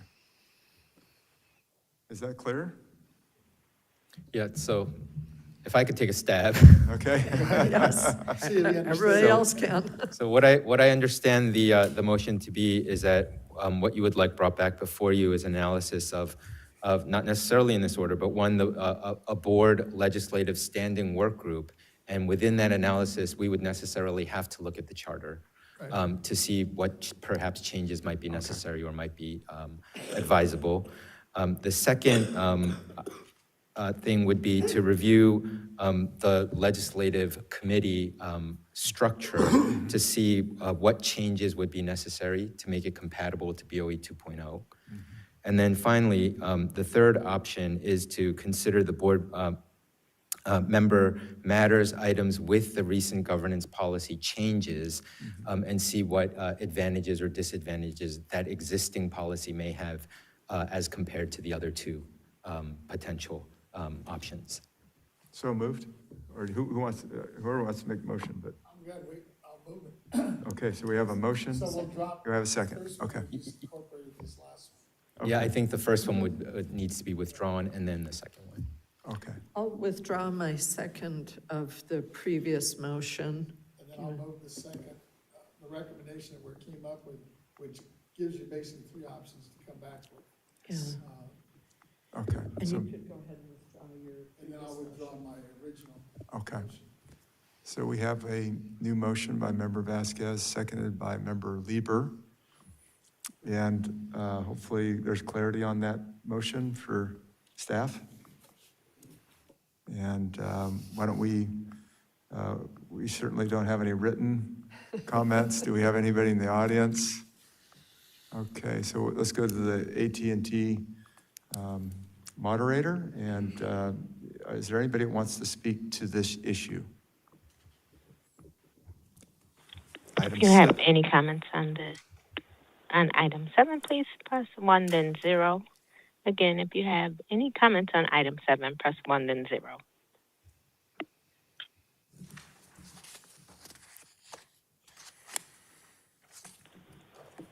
And there's no one in queue at this time. Okay, thank you, moderator. Member Vasquez and Vice Chair Lieber have made a motion and a second.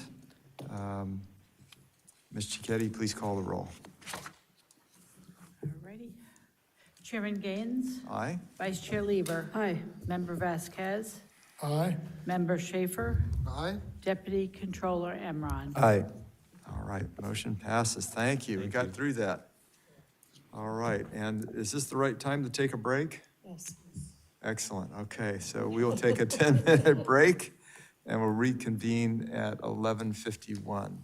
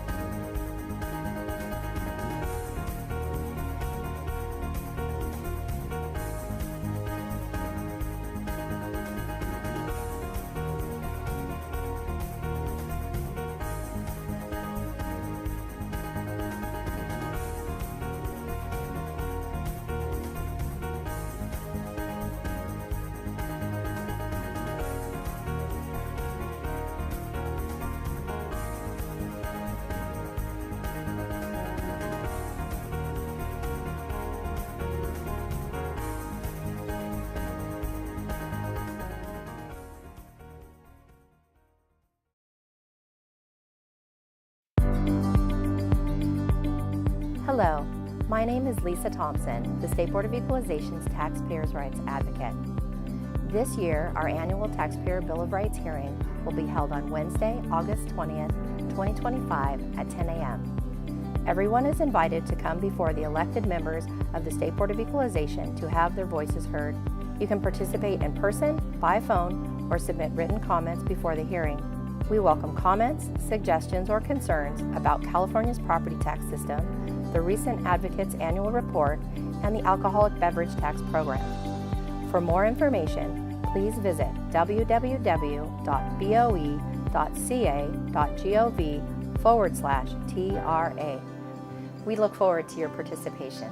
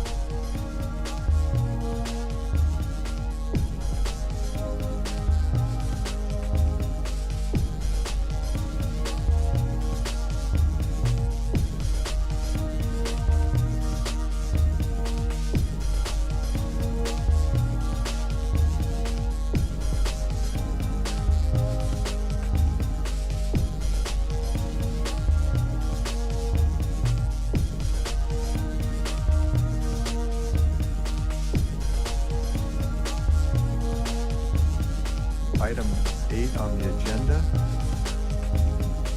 Modular homes for affordable housing after disasters, informational hearing proposal.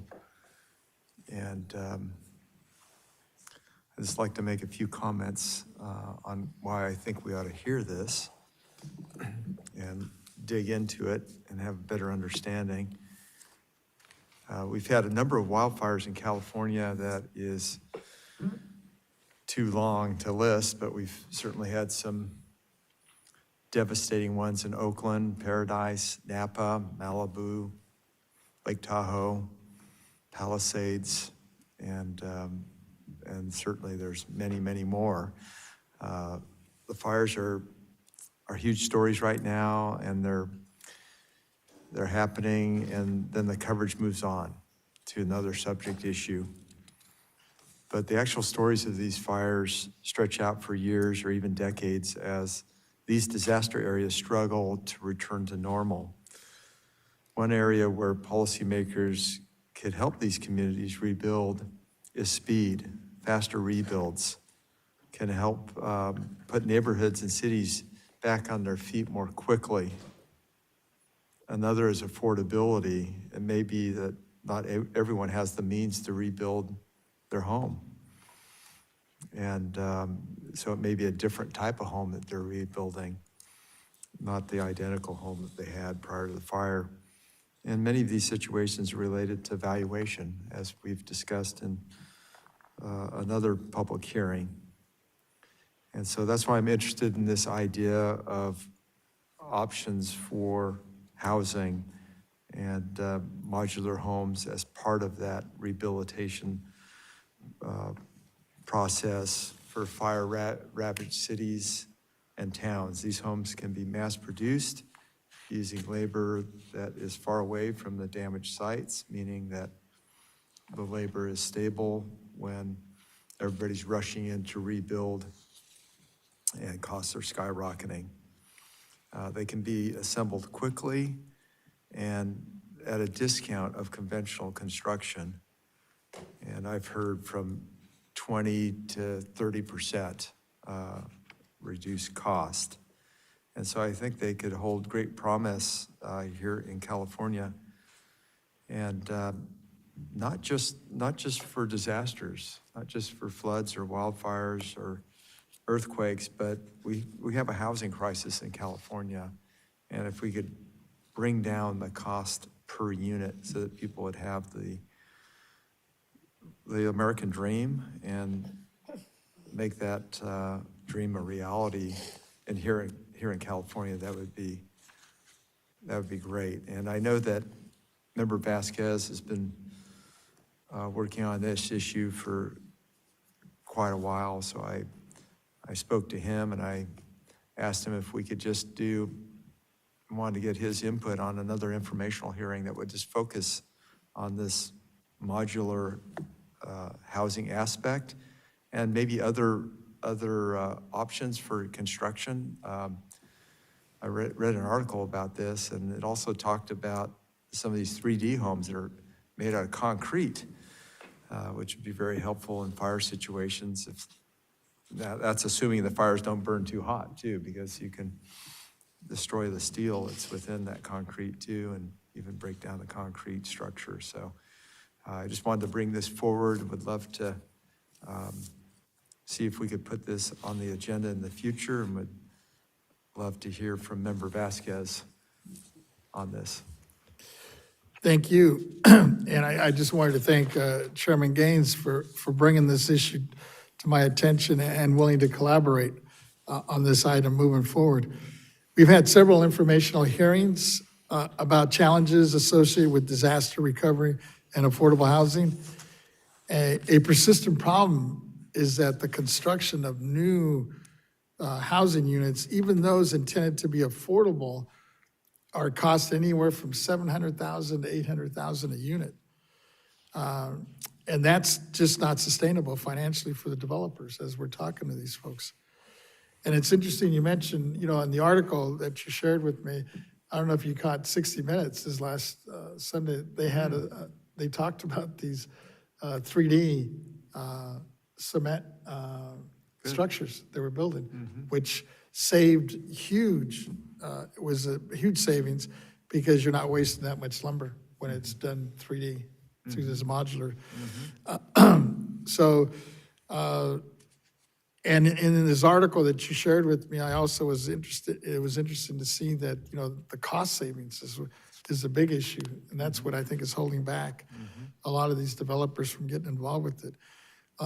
While I don't think it's the end all, I think it's definitely could be a contributing factor in helping out.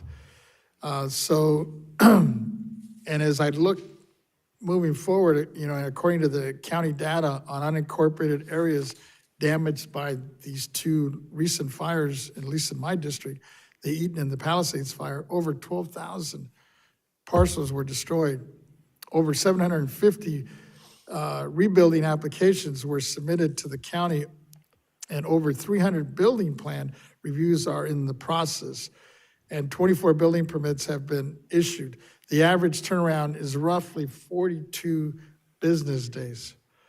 As of mid-May, we have also seen reports of some houses being rebuilt in the Palisades and Altadena. Despite these efforts, the rebuilding process remains a challenging and of all options should be considered to expedite and enable the recovery of these communities. In addition, I think the modular housing proves to be sustainable. There are likely some property tax implications that will require the board involvement. So with that, Member Gaines, I would like to propose that we hold an informational hearing possibly at our July 29th meeting, and get some testimony from several of the folks that are in this field of building these modular housing units. And I think we can squeeze it in, you know, as a 2-3 hour hearing on the July 29th. And I'll leave that up to you as you look at the agenda with the executive director, see if that's doable. Wonderful. Yeah, I'd love to hear input from the board, and I'd love to hear from our executive director. Any other comments? Thank you, Mr. Chair. I do plan to support this being a hearing. I think it's a vital topic for us to grapple with. When we're talking about affordable housing, sometimes we're talking about very large structures. And so I would like to suggest that we have a representative of the State Building Trades Council here to talk about it. One of the issues that we grappled with when I was in local office was if we didn't require a prevailing wage on affordable housing projects, were we creating the need for affordable housing projects by having contractors who were not providing a prevailing wage and experienced workers. And now that may be somewhat of an ameliorated issue because of fewer undocumented workers being available to work on projects. And so those contractors may come up with the same price that a prevailing wage contractor does simply because they aren't able to get labor. But I'd like to make sure that when we're talking about larger structures that we incorporate the building trades in the conversation, because they are the folks that that the state partners with in apprenticeship programs and getting people into being fully qualified to work on housing in California and to work on commercial buildings in California. But I think it's a very good topic and very topical right now, and so I do plan to support it. Thank you. Great, wonderful. Thank you. Other comments? All right. Mr. Gaines. Yeah, Deputy Controller. Thank you, Chair Gaines and Member Vasquez for bringing this forward. It's all part of the hands-on deck approach to making sure that people are able to rebuild their homes, be able to live in safe and warm places to rest their head at night. The controller sits as chair of the Franchise Tax Board alongside Senator Gaines, and we've been seeing the ravage that's happened in the Los Angeles area. And the fact that the tax deadline's been extended, but people don't even have a home or anywhere. Their documents have been shredded, they've been burned, and it's really, really heartbreaking. And the fact is that as a state, we have to all pull together to make sure that people who have called California home for generations stay in California, and they all have a place to live. I also wanted to submit this article. It's from the Wall Street Journal. It was published on June 2nd, 2025. It's the rush to take modular homes mainstream in disaster-ravaged areas. I'll send it to the board clerk to distribute to the members, but it's a really, really good article that I read in the lead up to our meeting today. And just knowing that it's getting more and more attention, and I hope the board can continue to elevate that conversation. Thank you. Yeah, that's great. I believe that's the same article that I read, right? So that's great, and the fact that 60 Minutes is highlighting this issue too is good. And so I just wanted to make sure that we're okay with our executive director in terms of looking to add this onto our July 29th agenda. Good morning still. Yvette Stowers, Executive Director. Yes, we can accommodate this informational hearing. We can accommodate it in the morning. It'll be the first item on the agenda after the call to order and very brief Awesome. opening remarks. Wonderful. Okay.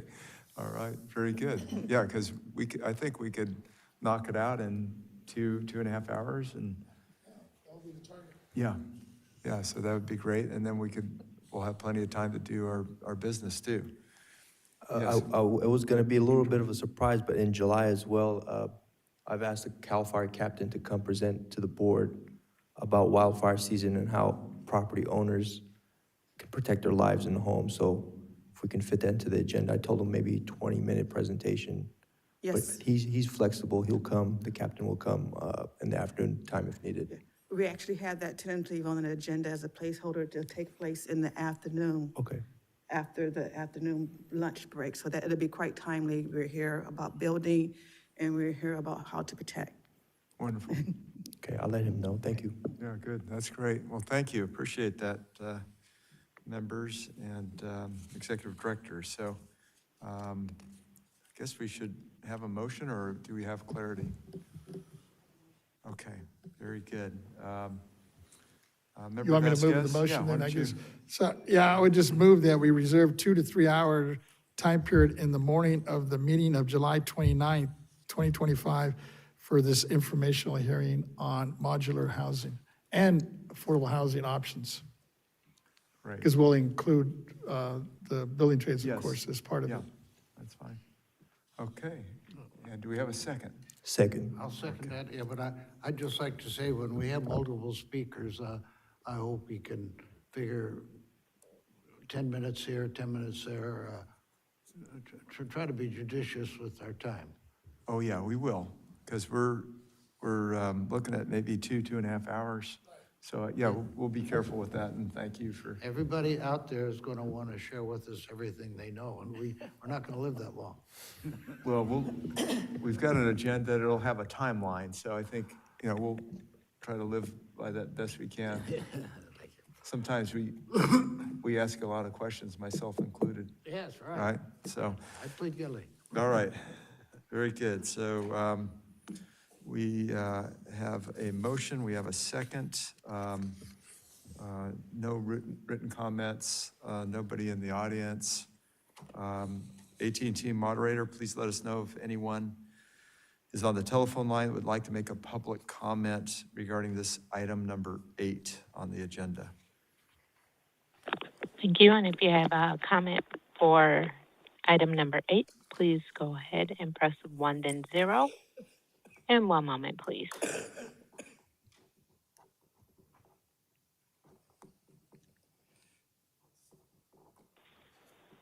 Again, for item number 8, please press 1 then 0.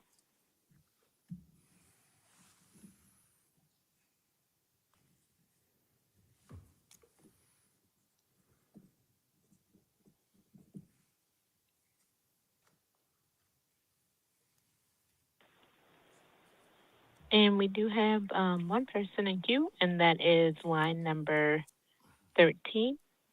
Please go ahead. Hello, I'm Susie Wong, and I represent Remo Homes.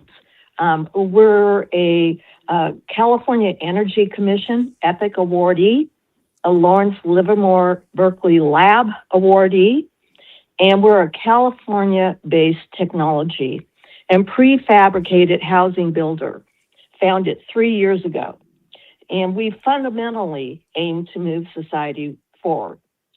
Our company has tapped into the best minds to bring advanced technology-driven, resilient, and innovative housing solutions to California. And this is timely during the disasters in the wildfire areas in Los Angeles.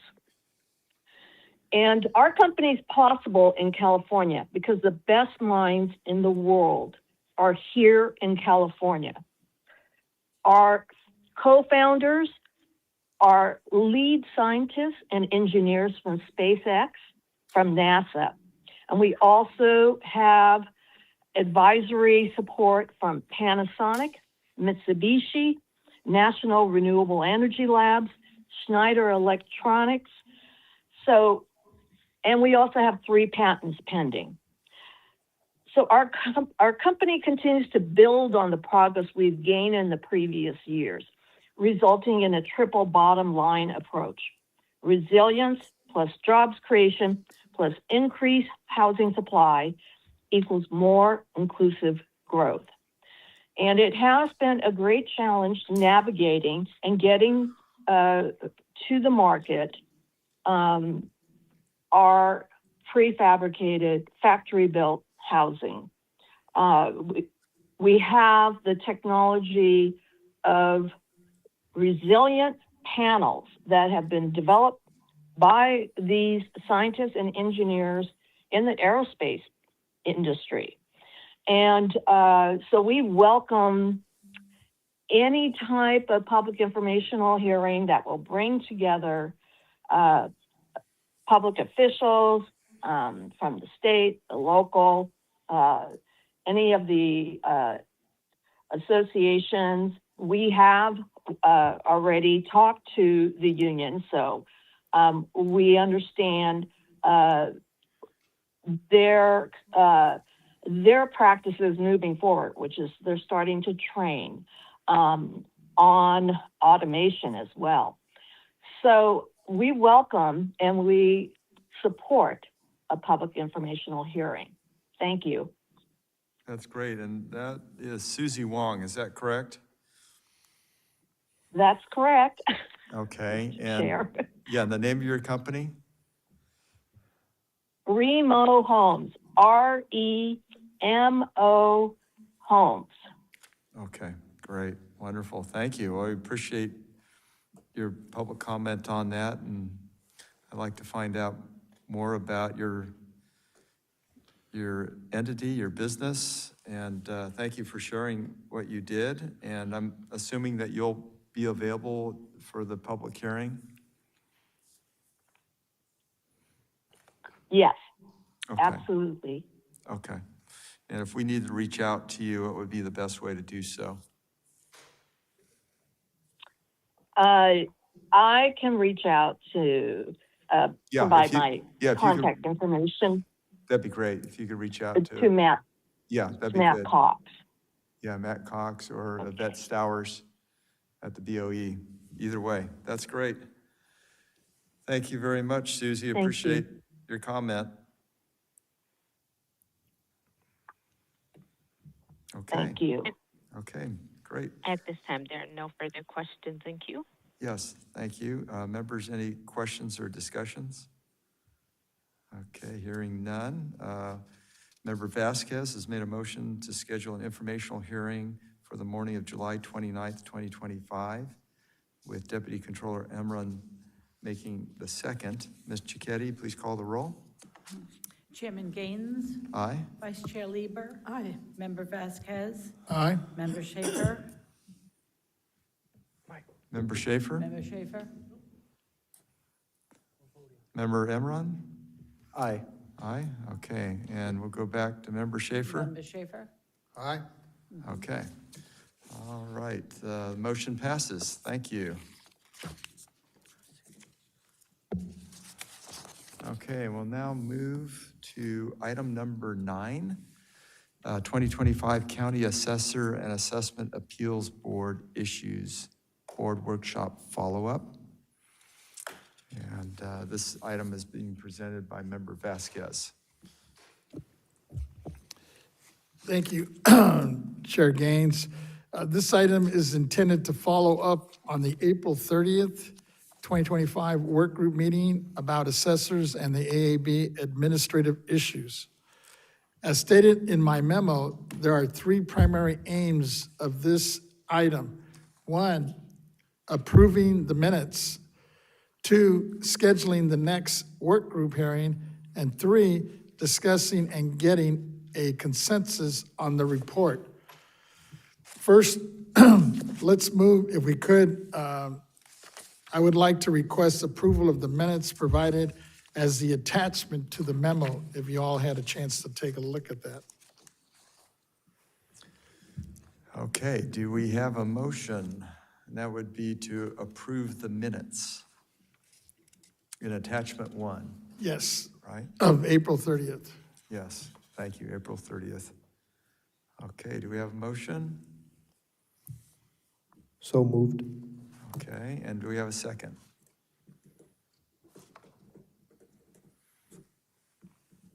I guess I could second it. Need a second, okay.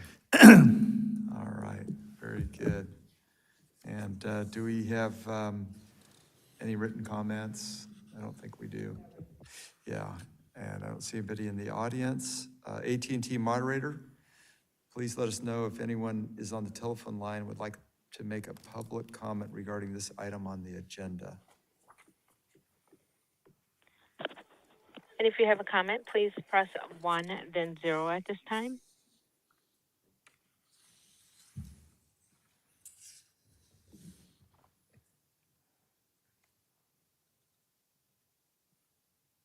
There's no one in queue at this time. All right, thank you, moderator. Deputy Controller Emron has made a motion to approve the work group minutes from April 29th, 2025, with Member Vasquez providing the second. Ms. Cicchetti, please call the roll. Excuse me, that was April 30th, just for the record. Oh. Yeah, we got to, yeah, that's right. Correct the record to show April 30th of 2025. So we're approving the minutes for the work group on April 30th of 2025. Ms. Cicchetti, please call the roll. Yes. Chairman Gaines? Aye. Vice Chair Lieber? Aye. Member Vasquez? Aye. Member Schaefer? Aye. Deputy Controller Emron? Aye. Thank you. Thank you, members. You know, that was required under our governance that we take care of that business first and foremost. With that, let me move on to the second item here, and that's, I would like to request that the board's approval for a second work group meeting for September 17th of 2025. As my memo lays out, a September work group should be based mainly on midterm and maybe a few long-term recommended solutions, exploring ways to enhance the AAB best practices, guidance, and information put out by the board in collaboration with the AABs. We can get into the particulars about the topics to be addressed at our next work group meeting. With that, let me just open it up if there's any questions or comments before I make a motion to move this forward. Okay. So I just want to make sure there's clarification in my agenda here. So do we have 2 items? One was the approval of the minutes, and the second is the call for the September work group meeting? Mr. Vasquez, in his report, had asked for 3. Okay, I'm sorry, I'm not showing that. Okay. in my script, but we'll incorporate it. Appreciate it. Yeah. Yes, member. Thank you. Vice Chair Lieber. And I know that the piece that I wanted to comment on is number 2. So I'm okay with, we've already voted on item number 1, and we're about to vote on item number 3, but I want to make sure that we go to item 2, because I had questions about attachment 2. Okay, why don't we? Do you want to go to that one next? Okay. So the item 2 is the presentation of the draft work group report and initial recommendations. And under the minutes that we've approved, we would bring back the attachment 2 recommendations at today's meeting and then also at subsequent meetings. And I just wanted to make sure that at the last meeting where this was discussed, we wanted to get staff input into the attachment 2 recommendations. And so I wanted to, is it your intention that we would approve those today or that we would wait until September 17th? You wait until September 7th, only because there wasn't consensus on some of those issues. Okay. That's why. So I'd just like to make sure that we have the opportunity, and there's ample time between now and September 17th, I think, to get the staff input, because some of the initial recommendations, I think there's already a statute in place, or some would require a very large budget ask. And we're kind of after the budget process for this year. So I don't know if our executive director has comments about that. Mm-hmm. Thank you, Yvette Stowers, Executive Director. Thank you for the opportunity to speak on this item. On April 30th, Member Vasquez convened the board work group meeting on the 2025 County Assessors and Assessment Appeal Board issues. During the board work group presentation, presenters provided information on 4 major topics: assessment appeals process, key aspects of administrative burdens, property tax refund process, key aspects of administrative burdens, and incorporating technology for small, medium, and large-sized counties, and then finally, Prop 19 challenges. Thank you, Member Vasquez, for taking the leadership on this board work group. Thank you to those who made presentations before the board and provided recommended solutions on how to resolve the issues. Before the board today is a report on the board work group that summarized the presentations and the presenters' recommended solutions. In the report, or Mr. Vasquez's letter, it indicates that there was an agreement on some of those solutions.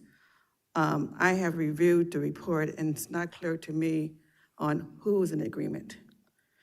Is it that some of the presenters said the same thing, but since it was a board work group and we were not in a board meeting, the board itself did not take a vote on any of the actions. So it is my understanding today is Mr. Vasquez will be asking the board to consider and possibly adopt 9 of those short-term recommendations, or ask the board to further review them. We were not asked to partner with Mr. Vasquez's team in reviewing the solutions, but I have taken the time to review them, but my entire team has not reviewed them. Of those 9 short-term ones, I do believe that 2 of them could be implemented in the short term. One being provide additional update the AAB member training on Prop 19 and other specific topics.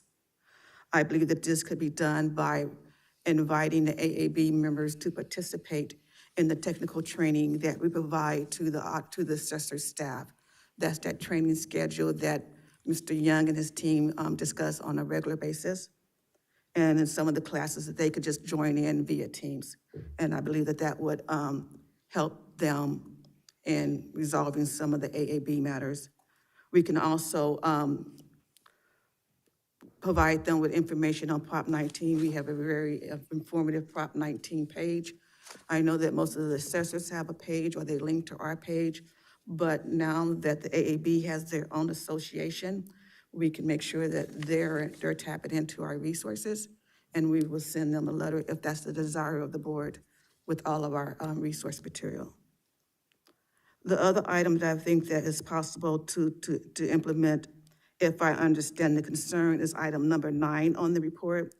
Find and develop and support legislation that address frequently occurring challenges that are creating administrative burdens for assessors. And I believe that's regarding Prop 19 and the presentation that Sacramento County provided regarding when property goes into trust or probate. And I believe that Sacramento County mentioned that, and a representative from CADA also mentioned it. And one item that if that's what you're talking about, there is a pending legislation, SB 284, that Mr. Angelo will speak on today, that the board might want to consider supporting.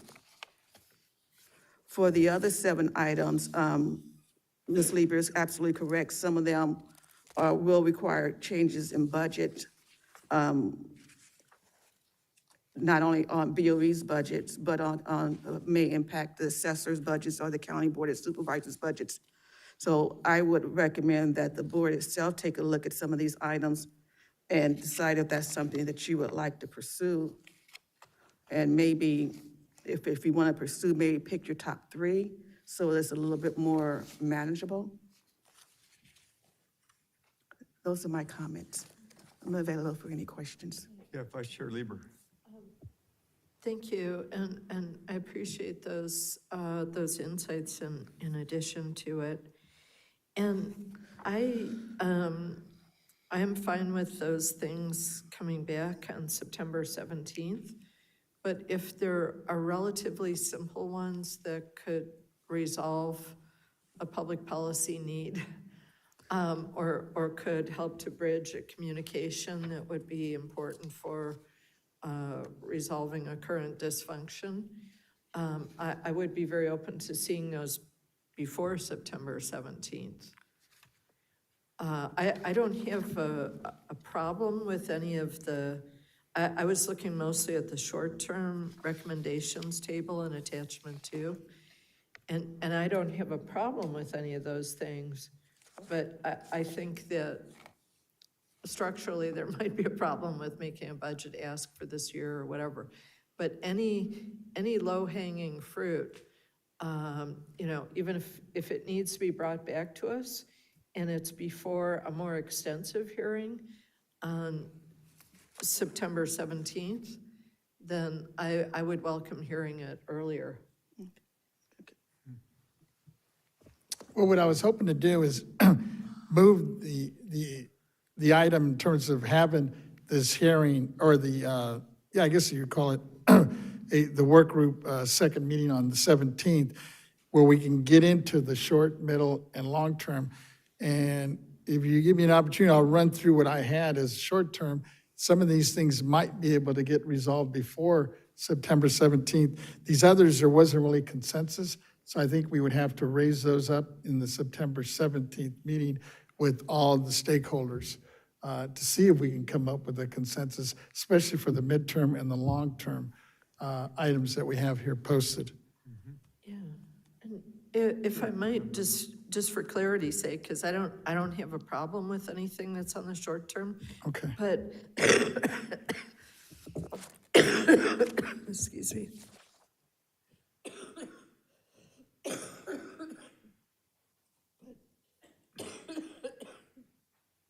Need some water? Maybe take a little break there. Now, maybe I could just weigh in on the short-term actions. I'm assuming that those can be done quickly and that therefore we might have those resolved before the September 17th.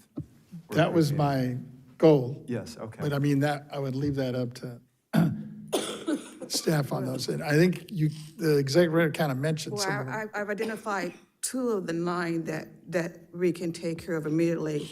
But the other ones, one, I would need for this board to provide some direction if that's what you want to do. Okay. Can you For an identify example, and the- I think just what Mr. Vasquez again? was trying to get to, on the exhibit for the short term, the first one is explore options to allow for the sharing of AAB members on a temporary basis between counties. Okay, so that is number 1, short-term action, assessment appeal delays, right? And then you go across to recommended solution. And the recommended solution is to explore options to allow for sharing of AAB members Yeah. on a temporary basis between counties. Now, who will explore those options? It's not within our purview. And before whomever explore the options, my question is, this was a comment made by one presenter. So this is one of those where I don't see there was an agreement. So do we know that this is something that the AABs, the County Board of Supervisors, are looking for? Did the board work group staff do an analysis or consider existing law? We have existing law that provides for multi-jurisdiction assessment appeal boards. Is this existing law not working? Why is there a need to explore options for sharing AAB members on a temporary basis? So it's just, there's some lack of, at least from my perspective, lack of understanding of the need of that. And I don't know if this body is asking myself to spend the resources to investigate this, or would this be something that the staff or the board work group would carry out, keeping in line with the charter or the board work group? The board work group convenes, and it is the board work group that does the heavy lifting with technical advice from agency. So this is just one example. Sure. What if you mentioned on the short term that was listed here, that 2 was in a problem of the 9, I think it's what you said, correct? Yes, 2. So why don't we at least get those 2 out of the way? And then the others that you mentioned that you have some concern about, roll those into our September 17th meeting as possibly midterm, or as possibly, midterm solutions as opposed to short-term, because it sounds like there's some concerns you have on some of these others. Definitely, let's comfortable with move that? forward on the ones that I think that we can implement immediately. Okay. I took the time to number them, so it was number 3, update the AAB member training on Proposition 19 and other specific topics. My recommended solution is to encourage the AAB members to participate in the BOE technical training and to provide them information about Proposition 19, if that's the desire of the board. That works for me. I think I'm getting head nods. Yeah, and then on the sharing of the AAB members on temporary basis between counties, I think we could provide clarity on the law, right, to each of the AABs and let them, they're gonna have to figure out their own coordination of counties. That doesn't fall under our purview. So are you suggesting that, I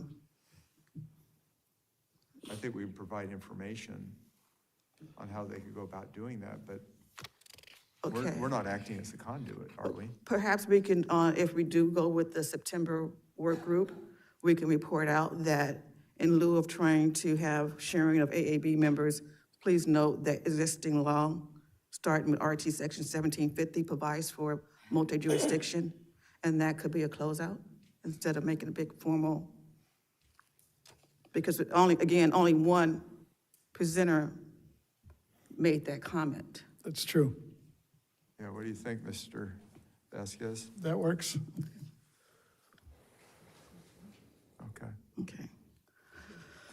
Yes, and Vice Chair Lieber.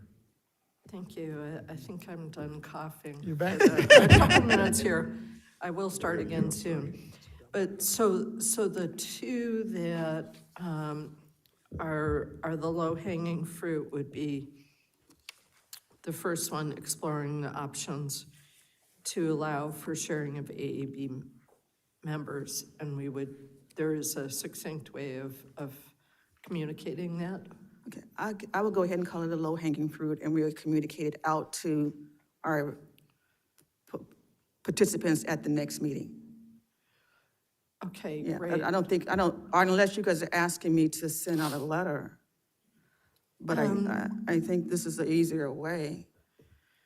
I like the easier way, but I wonder if it would come back to us at some point to say yes or no to something, or if there are things that can just be achieved very simply. I think for the first one that you were talking about, exploring options, it will come back to the board because at the next work group, I imagine, Mr. Vasquez, as the chair of that work group, would say, one suggestion was this sharing of resources. By the way, you have this ability through this statute. I think that's the easiest way for this one particular item. And I would gladly assist you and your team That works, on the language. if you're comfortable with it. Yeah. Okay. Yeah. Okay. Now, the ones that I identified, update the AAB member training on technical training in Prop 19, I will prepare a letter inviting them to our technical training. I will send it out to the board members as a preview and provide you guys with an opportunity for any feedback.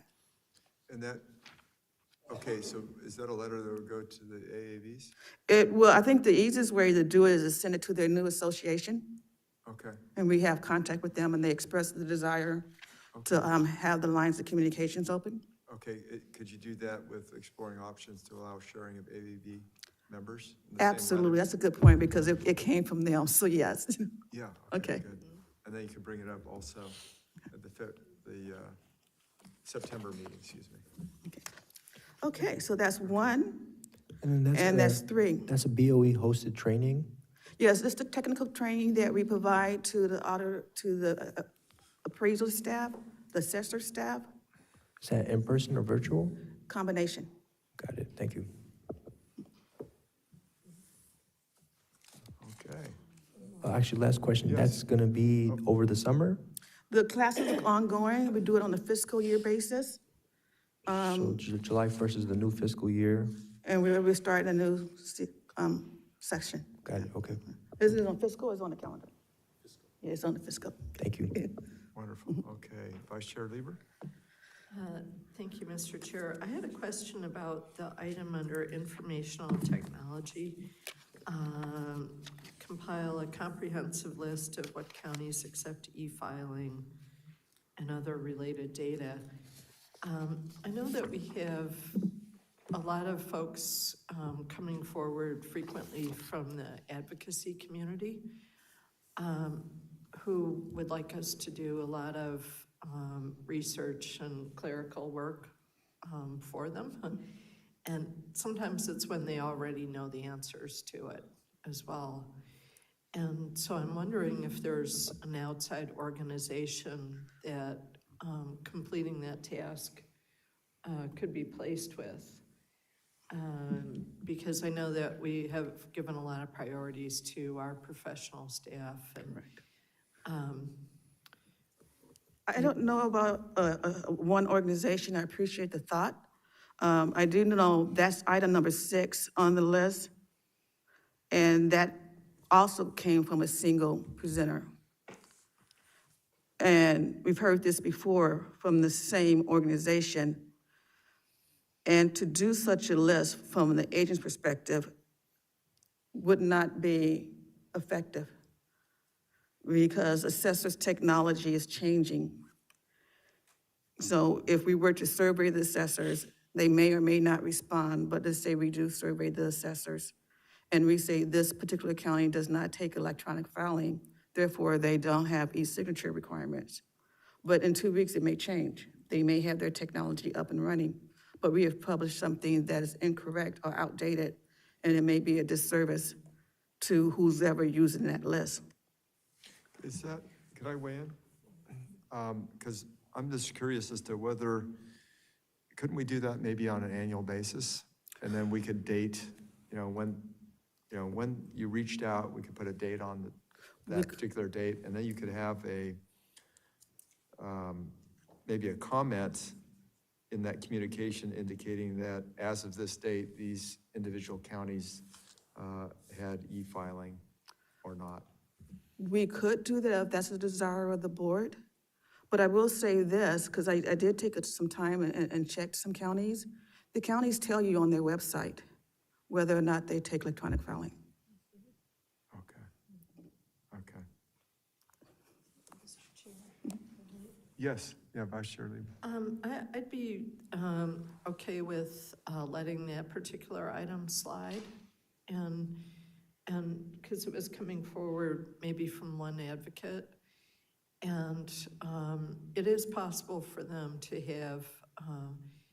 have their staff develop that information, and I know that there's a lot of great interns that are part of the Capitol community that would feel good about going to 58 different websites and seeing what the situation is and creating a spreadsheet and all.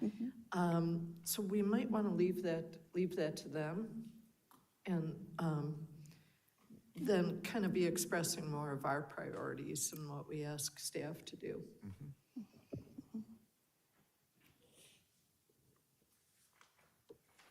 Okay.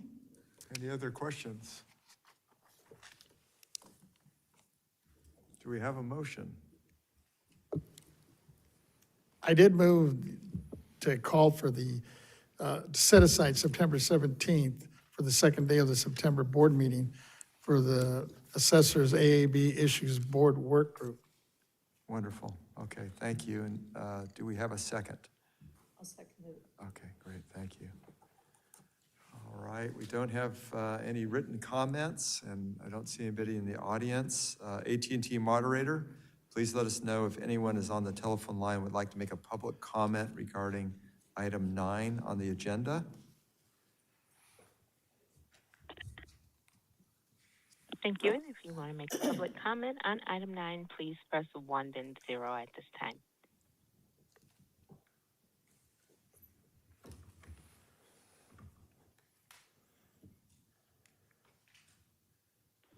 And there's no one in queue.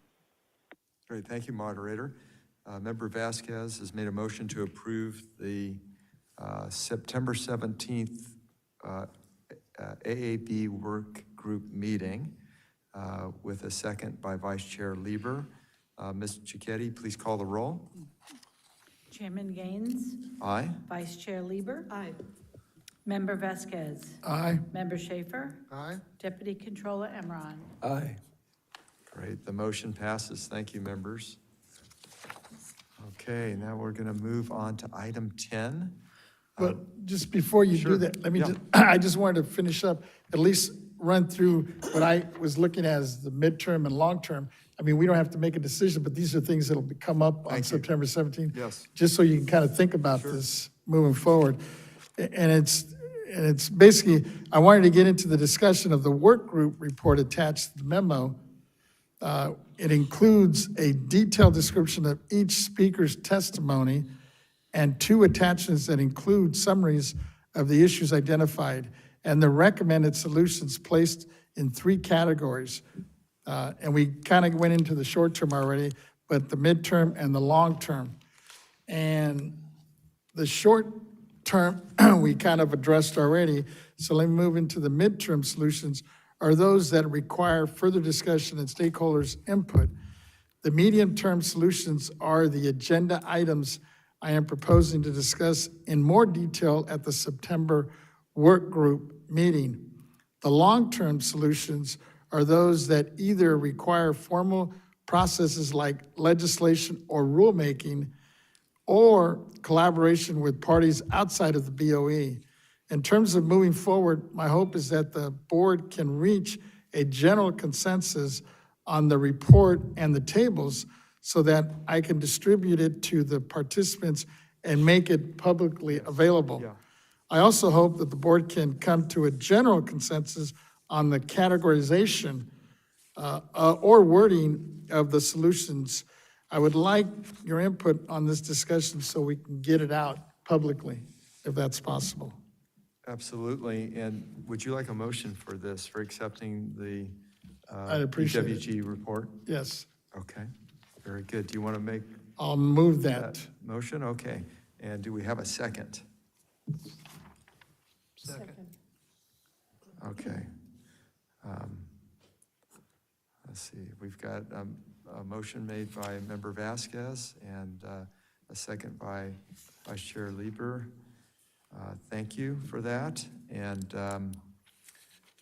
let's go ahead and see, there's no written comments, nobody in the audience. AT&T moderator, please let us know if anyone is on the telephone line would like to make a public comment regarding item 9, and that would be the acceptance of the BWG report attachment 2. Thank you. And if you have a comment on item 9, please press 1, then 0.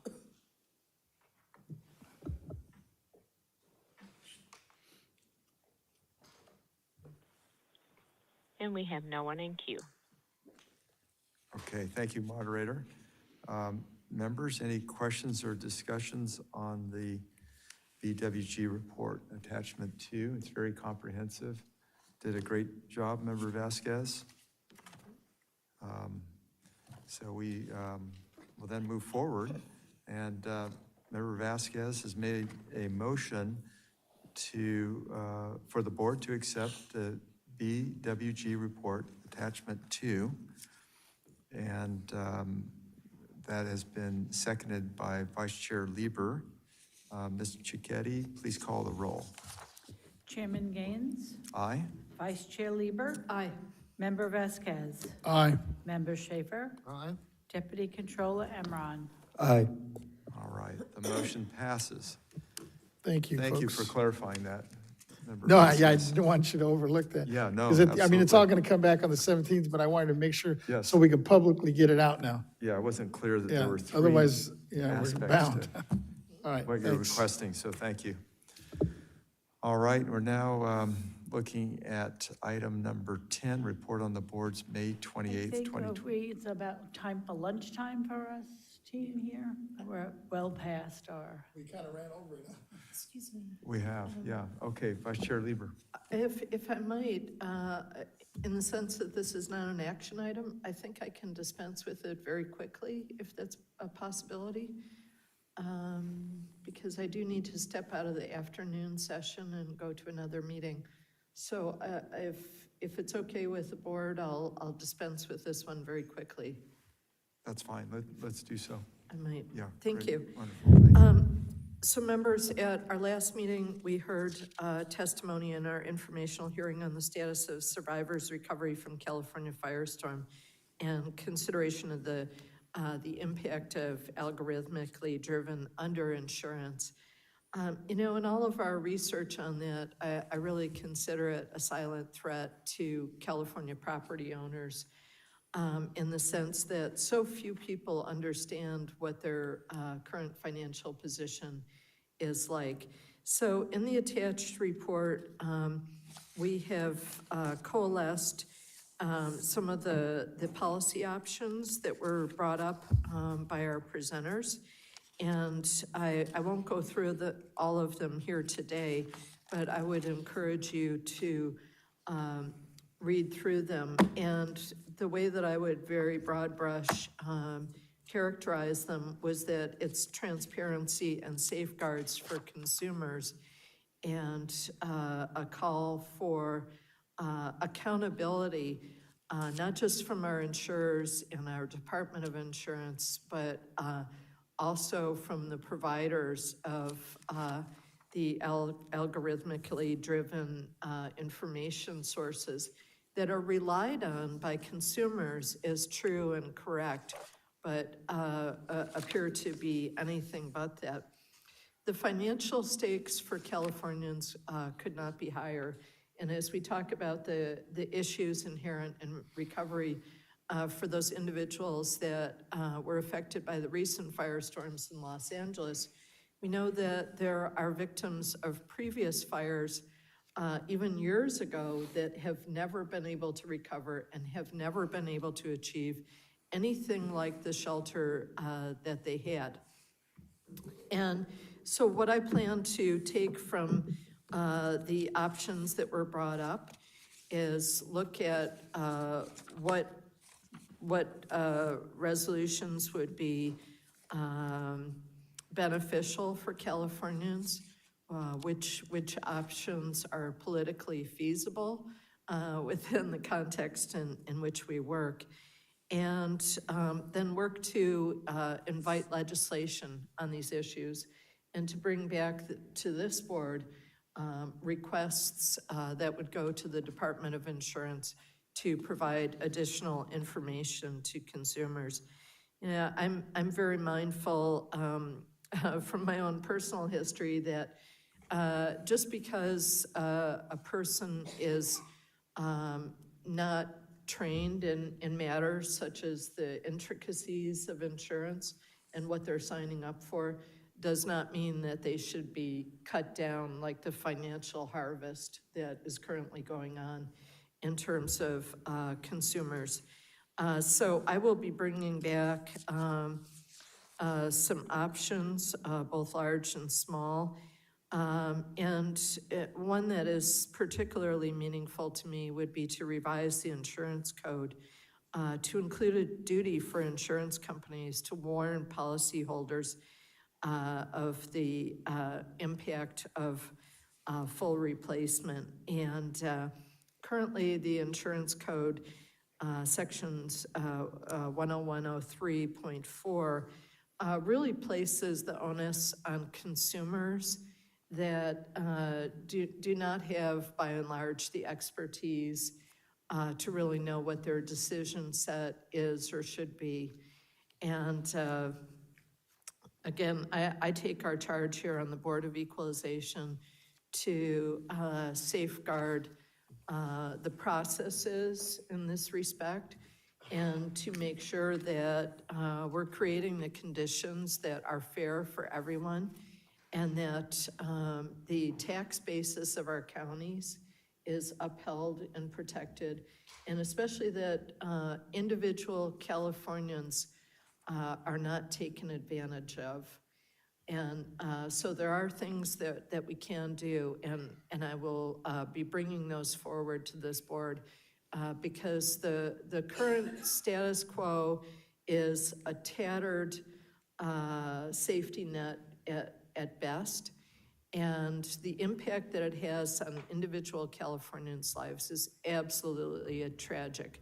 Their first victimization is the fire or other natural disaster that they go through, or simply the loss of their home, and the second is what happens to them afterwards.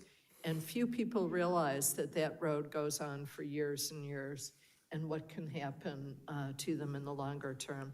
So I'll leave it at that, Mr. Chair, and I will be bringing back items if there are questions. Yes, Mr. Schaefer. I want to say that the physical material that was distributed to us, I found very helpful at that meeting. I've kept it and read it and reread it. And also, I see we have a communication from David Schaefer, no relation. Is he expecting to speak to us today or not? We'll let the chair take all the callers that we possibly have. Thank you. Wonderful. Well, thank you very much for your report. Thank you for the hearing. I think you raised a lot of issues that are challenges with making sure that people are insured properly, especially in disasters, because it just becomes a geometric issue, and you want to make sure people are treated fairly. Okay, so how do we address this issue? Do we have, we don't have anybody in the audience, but is there anybody on the line, and Well, first of all, I just want to make sure everyone realized we did have a public comment on this item, and it was distributed to all the board members yesterday. oh, it was, okay. Yes, and so that has been taken care of already, so we could go to the AT&T moderator. Yeah, let's do that. Thank you. AT&T moderator, please let us know if anyone is on the telephone line and would like to make a public comment regarding this item on the agenda. Thanks. If you do have a comment on this agenda, please press 1 then 0. Again, please press 1 then 0. We do have line 17. Please go ahead. Good afternoon. This is David Schaefer. How are you, Mr. Schaefer? Mr. Chairman, I'm doing great today. A little exhausted from all the effort I put into getting out the email to all the board members yesterday. And like Ken, I could use a vacation in Hawaii or any place else after. So thank you, Mr. Chairman, Vice Chair Sally Lieber, and fellow board members. As you know, I had the opportunity to speak before you at the May 28th meeting from the unique perspective of a professional independent insurance agent to provide a solution to the underinsurance of homes in California. But I want to first ask for all of you for your forgiveness. Yesterday, when I emailed you my 29, collectively in one email, my 29-page bold proposal called Reforming Home Insurance in California, a Solution to Underinsurance, I realized after I hit the send button, and it was too late, that I should have emailed you individually, not together, because I was not aware, or had been aware of, but I was so exhausted, I forgot about this. There is the Vaguely Keen Act, in which I don't want to violate by having, cross communication with everyone at once.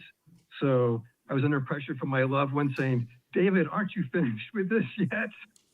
And she said, get it, just hit send. So I don't want to do anything to jeopardize this important, very important discussion. So with that in mind, I feel awful about sending my email, my proposal collectively to all of you at once. I promise to never do that again, and I ask for your forgiveness. So I want to go on to say that. Yeah, thank you. Go ahead, yes. Yeah, thank you, Mr. Schaefer. And I think as long as we don't respond to that email, I think we're okay. But thanks for clarifying that up front. Perfect. Thank you. And then moving forward, I hope to be able to communicate with you each individually, because I understand how it needs to happen. So that's how I'm going to prevent this from happening again.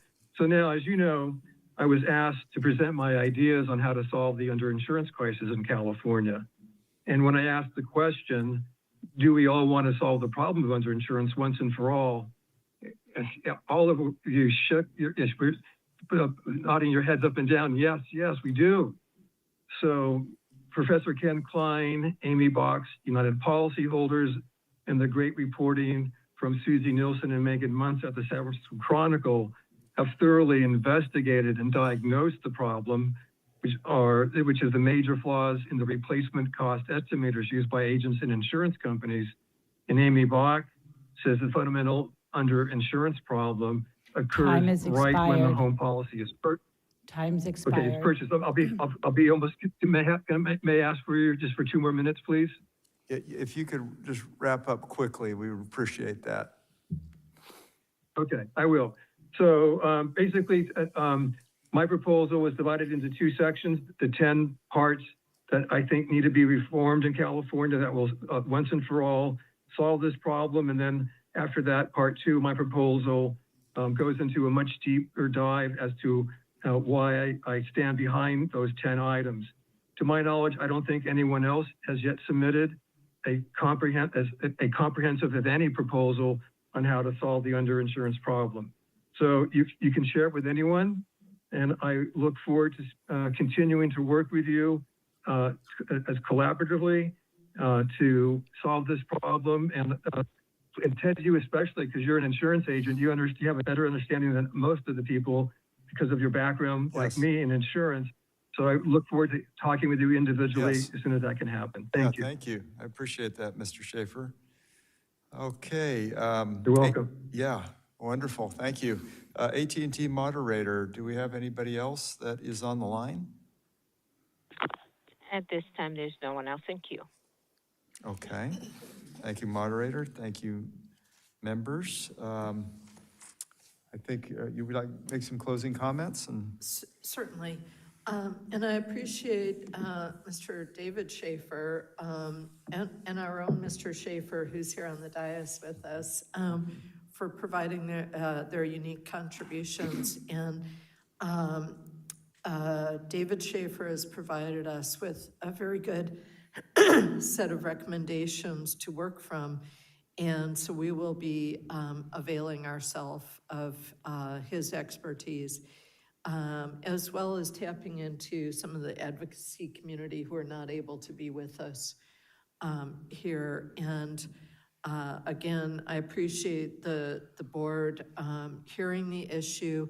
It's an issue that is so important to give a platform to, and to convey the message through all those that we touch that we are concerned about the everyday life of Californians and what happens to them, particularly when financial stakes are so high and it is a permanent life impact to them.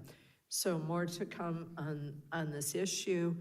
And so we'll be bringing items back to the board. Thank you. Yeah, thank you, Vice Chair Lieber. Okay, members, at this time, we agree we're going to take a 1-hour lunch break, and we will reconvene at 2:02.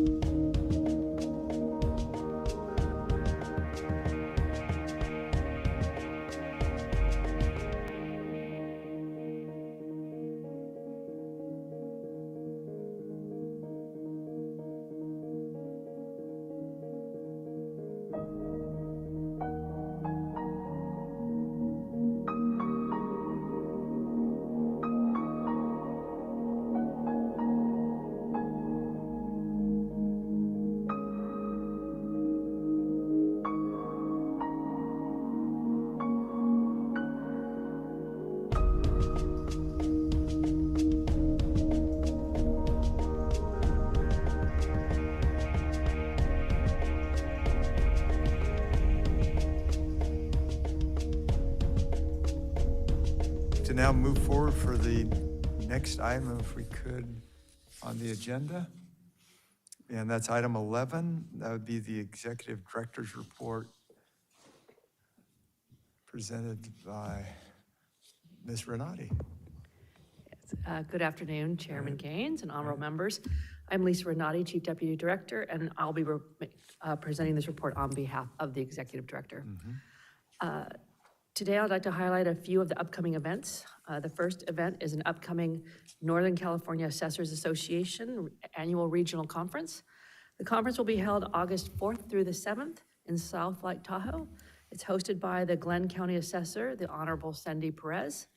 This annual conference provides an excellent opportunity for CAA and BOE to discuss further ways to work in collaboration. It also allows us the opportunity to discuss emerging issues. The next item is the upcoming 2025 Taxpayer Bill of Rights hearing. It is set for August 20th, 2025 at our board meeting on the same day. The hearing provides an opportunity for taxpayers, county assessors, and other stakeholders to provide comments on items discussed in the most recent report issued by the Taxpayers' Rights Advocate, as well as present ideas, concerns, and input on the quality of the agency. And finally, this board will hold their annual meeting with the assessors on October 22nd, 2025. I want to make sure I do it correctly, October 22nd. Staff is working, your staff, the chairman, is working with the executive director to finalize the details for this meeting. Ms. Stowers will continue to keep your offices updated on any of the details of future events, and that concludes the report for item 11. If you have any questions, I will be happy to attempt to answer them. Members, any questions? Just a quick one, and I'm not sure if I'm putting you on the spot because I was going to ask Ms. Towers, but you mentioned on the budget relates, in terms of the budget, do we see any issues moving forward? I'm thinking especially as I think last year we participated in that UC Davis Academy. So yes, thank you for your question. We are still planning on having one of our staff members attend the academy. Also, as far as our budget, right now, everything looks like we are in tune to spend the amounts appropriated to us. And for next year, we'll continue to do so, to look at every expense. We are following budget letter from the governor that says we have to make sure everything's mission critical. And so we're going to continue to do that. But we should have funds to have our staff attend important training. And then on the hiring, you're usually involved with some of this as well. Looking forward, does it look good in terms of if we need more staffing down the road this next year? I know with the cuts. That's a good question. We are asking for more staffing. We're not sure if we'll get more staffing, but we always are willing to ask. Worst they can say is no, right? So we do have a need for staffing especially in our audit survey unit. So we have put together the information. We'll be presenting that to the Department of Finance, and hopefully they will say yes. Thank you. All right, very good. Any other questions? I think we're okay. So I think we can proceed to item 12, and that is the extension of time to complete local assessment role.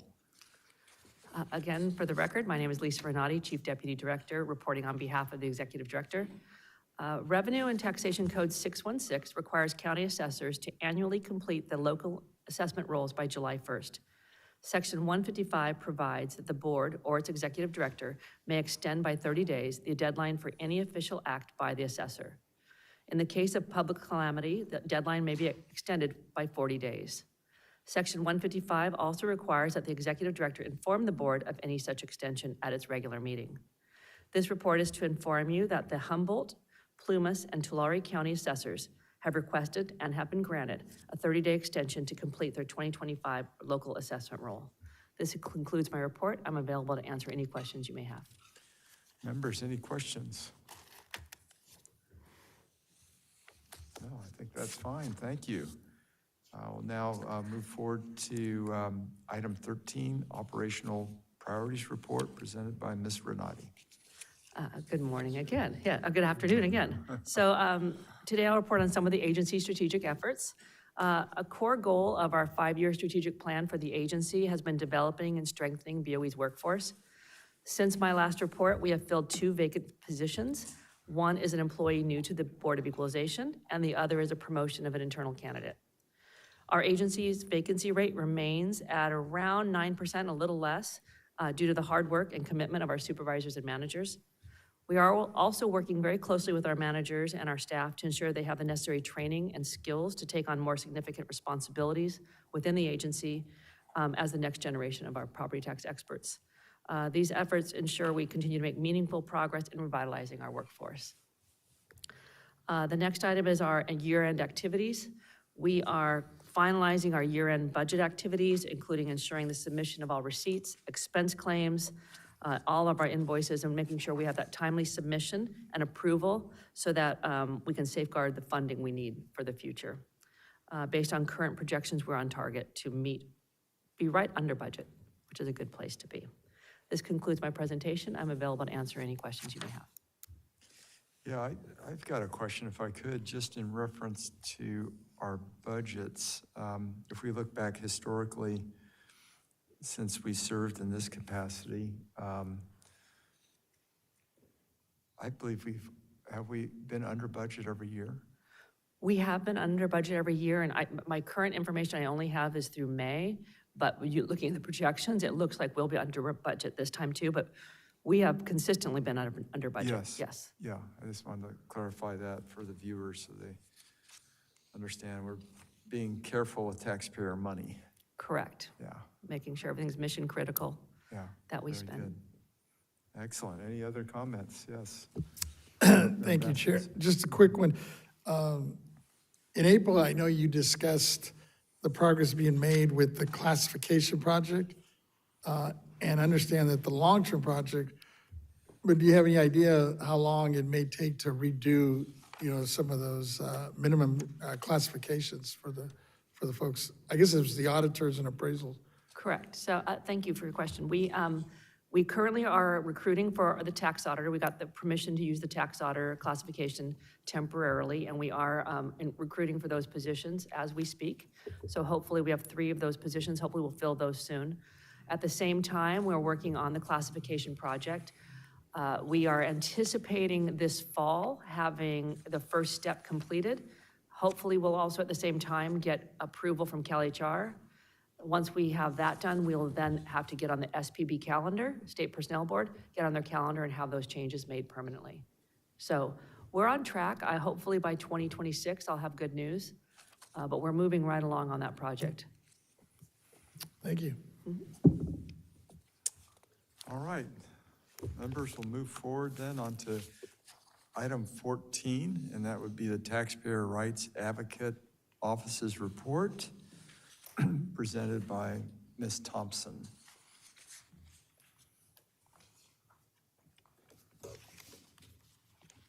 Good afternoon, Chairman Gaines and honorable board members. For the record, I'm Lisa Thompson, Chief of the Taxpayer Rights Advocate Office. Today, I'll be providing you with an update of the activities of the TRA office to keep you informed. I'm pleased to provide you with statistics on the number of completed cases by the TRA office last month.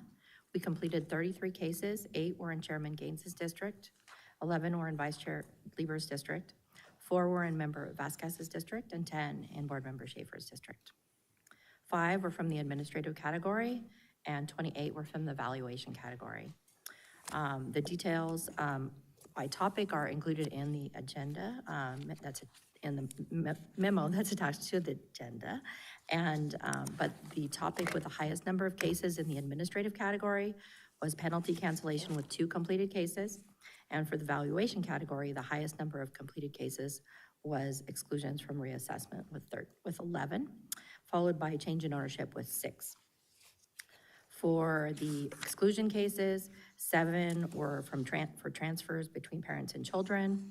2 cases pertained to base year value transfers for seniors, and 2 cases were for base year value transfers after a disaster. I would also like to share with you some tasks that have been completed toward preparation for the upcoming Taxpayer Bill of Rights hearing, which will be held August 20th, 2025, as Ms. Renati explained. A letter to assessors was issued informing county assessors and interested parties about the hearing, allowing the opportunity for interested parties to provide input on the TRA annual report, as well as BOE's administered programs and the property tax system.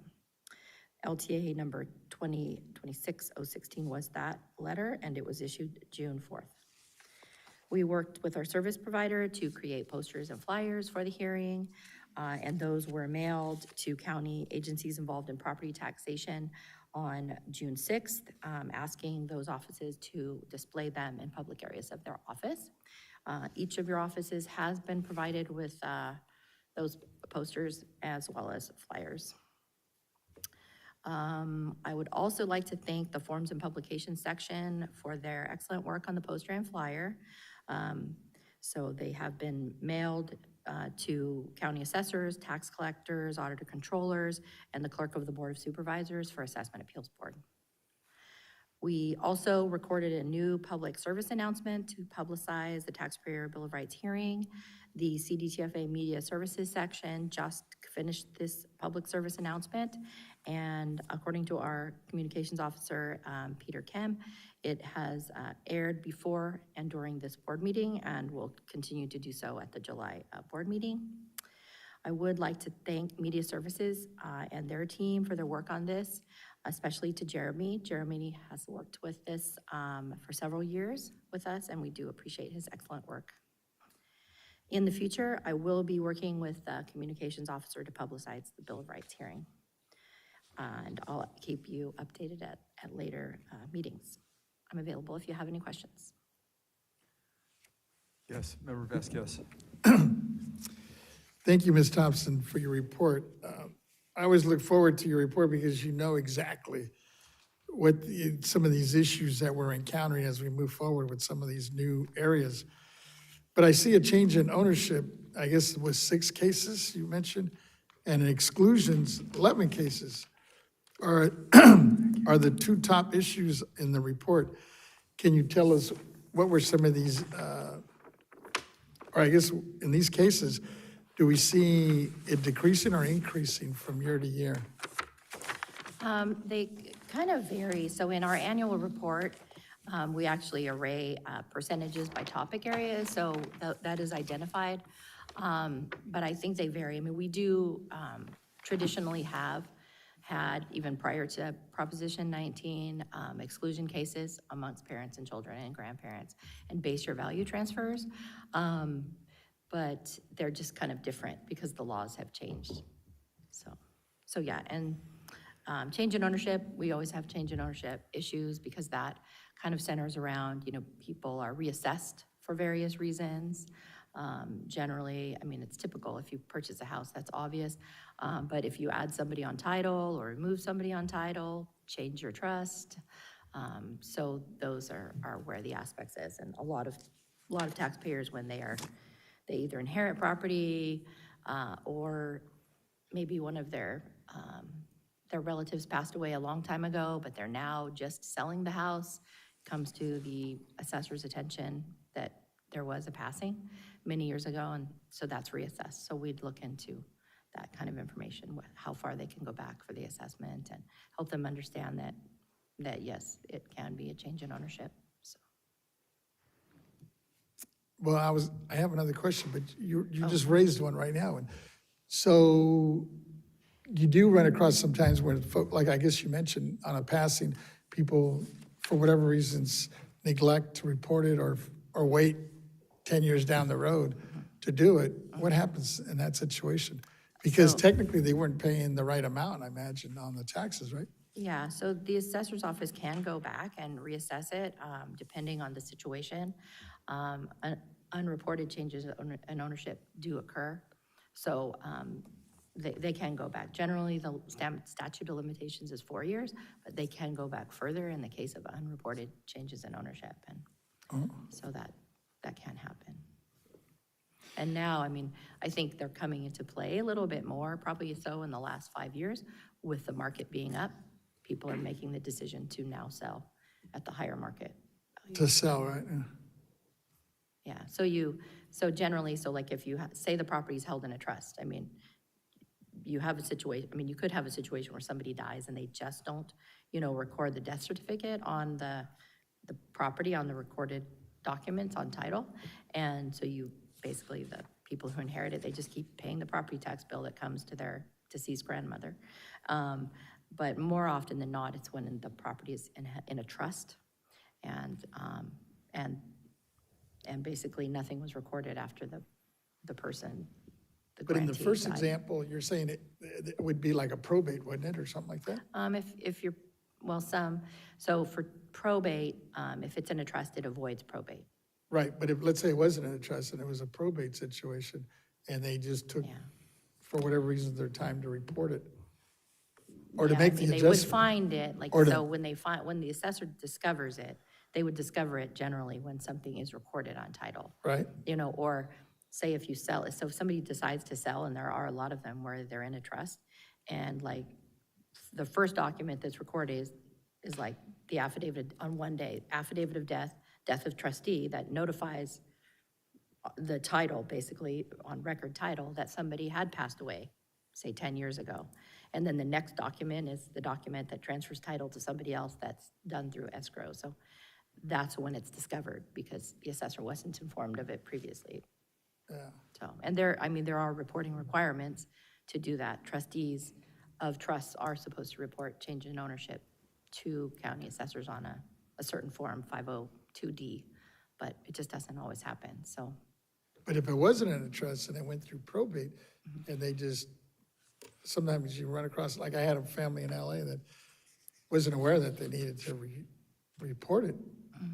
And they were leaving it alone. I said, you can't, nobody owns it technically, right? Until Yeah, you go through the whole process. Exactly, yeah, decedent can't own property, but in some situations, depending on the timing, where we've been kind of, at least, providing good information to them where they can still benefit from it, is if it's pre-Prop 13, and we're still finding these situations that come about, they have a time period that they can actually file a parent-child exclusion following the assessor's notice. So when the assessor is going to reassess property for a change in ownership, they're required to issue a notice informing the taxpayer.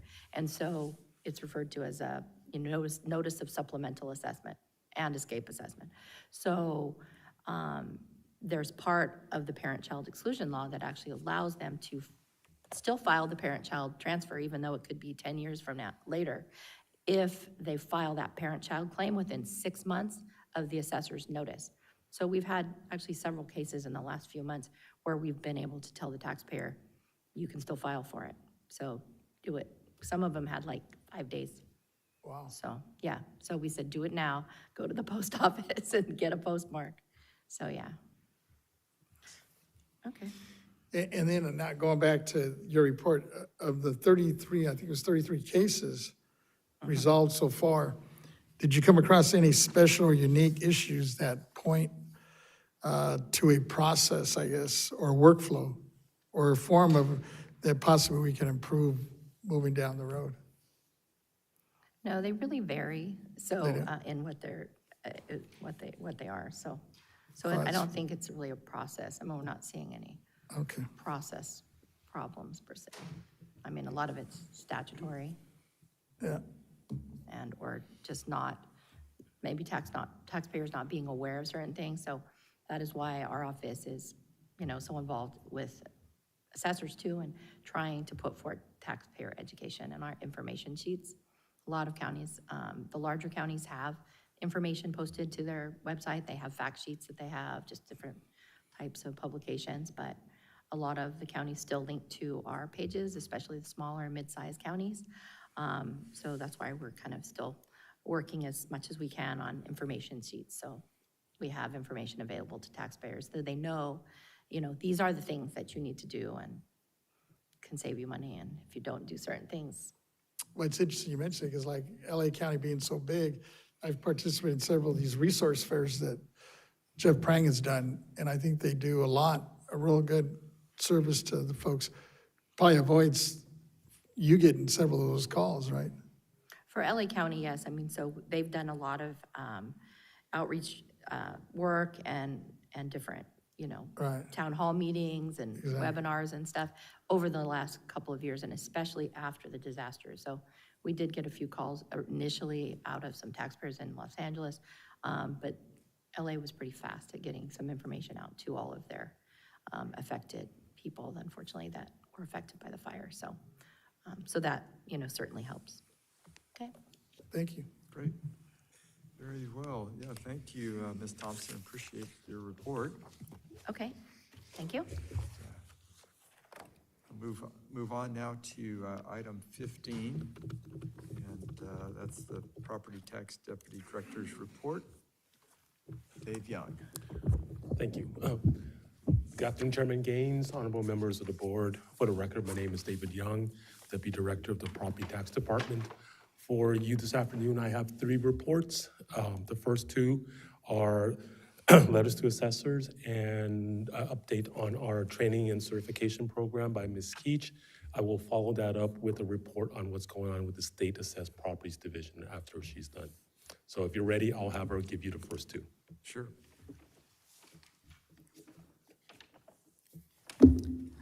Good afternoon, Chairman Gaines and honorable board members. I am Lauren Keach, Chief of the County Assessed Properties Division. Today, I'll provide a brief report on letters to assessors. Attached to this month's agenda is a memo on letters to assessors, which provides a list of the LTAs issued since the last board meeting, and a link to the BOE's website where a list of all LTAs issued to date can be found. As of the date of the attached memo, BOE staff has issued a total of 16 LTAs for calendar year 2025, and 5 since the report at the board meeting in April. Those 5 LTAs are summarized as follows. An LTA to announce updates to Publication 29, California Property Tax and Overview. An LTA to issue the 2023 Salary and Benefits Survey Report. An LTA to report the disabled veterans exemption increases for 2026. And an LTA for the Taxpayers' Rights Advocate Office to publish updated information sheets on property tax savings, Proposition 19, intergenerational transfer exclusions. And finally, an LTA to announce the 2025 Taxpayers' Bill of Rights hearing. This concludes my report on letters to assessors. I'm available to answer any questions you may have. Questions? Yeah, Member Vasquez. Just real quick, thank you, Chair. And thank you, Ms. Keach, for your report. For Prop 19, the information sheets that you have, I really appreciate the use of the simple, non-technical terms for taxpayers. And I'm just wondering, are we also providing that in other languages too? Is this for the Taxpayers' Rights Advocates Office? Yes. Ms. Thompson, would you know the answer to that? Apologies, I don't have that Oh, I'm answer sorry, for I you. So yeah, when we update or issue new information sheets, we actually issue an LTA. So the Property Tax Department distributes that information to Assessor's Office, so they're aware of it. There are several of those information sheets that are available in other languages. I don't remember all of them. Peter knows what they are. I know they're Spanish for sure on there. So they do that. Thank you. But in your area, Ms. Keach, in your report, I noticed you use pretty good, simple language to make it easier for people to follow. Is that also tied into what Ms. Thompson was talking about too? I would say yes. I mean, especially the goal of the information sheets is to know their audience. So somebody that might not be familiar with property tax so that they can digest the information and, fully understand what is being reported in those information sheets. But as far as the LTA report, this covers all LTAs issued by the agencies. So those information sheets happen to be one of them included in this memo and this report. Does that answer your question? Thank you. Okay, I'm thank good. you. Great, excellent. And Okay. now you've got a second report, is that correct? Yes. If you're ready, I'll Yeah, now please. provide a brief report on the Thank you. BOE's Appraisal Training and Certification Program.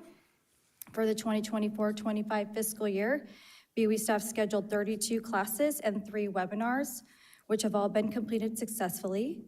In addition, 8 classes were instructed using instructors from county assessors' offices. Registration for the 2025-26 fiscal year courses opened in May, and there were over 1,300 student registrations for the course schedule that begins July 1st, consisting of 40 classes and 2 webinars. 7 in-person classes are also scheduled for the upcoming fiscal year within counties for their staff. We continue to offer our existing online basic training courses available through American River College and California State University, Sacramento, as well as online courses and self-study training sessions available on the BOE's website. This concludes my report on training and certification. I'm available to answer any questions you may have. Yeah. I have a question. Yes, please. So we're right at the end of the fiscal year, so we had 32 classes. Mm-hmm. Do you know the total number of students? I do. We had 984 for the 2024-25 fiscal year. And 984, if you can break that down for me, how much were beginner type classes and how many more were the advanced students? If you don't have that now, that's okay. Well, we always offer a good mixture of those because we have students needing both. So, our beginner classes, I would say, Maybe we're 80%, 90% of the 984 is beginners? I would say more to 60% to 40% beginner classes, but we do have the lump of them that complete those beginner classes within a fiscal year and are ready to move on to some of the more advanced classes. So we typically see full occupancy in all of those classes across the range.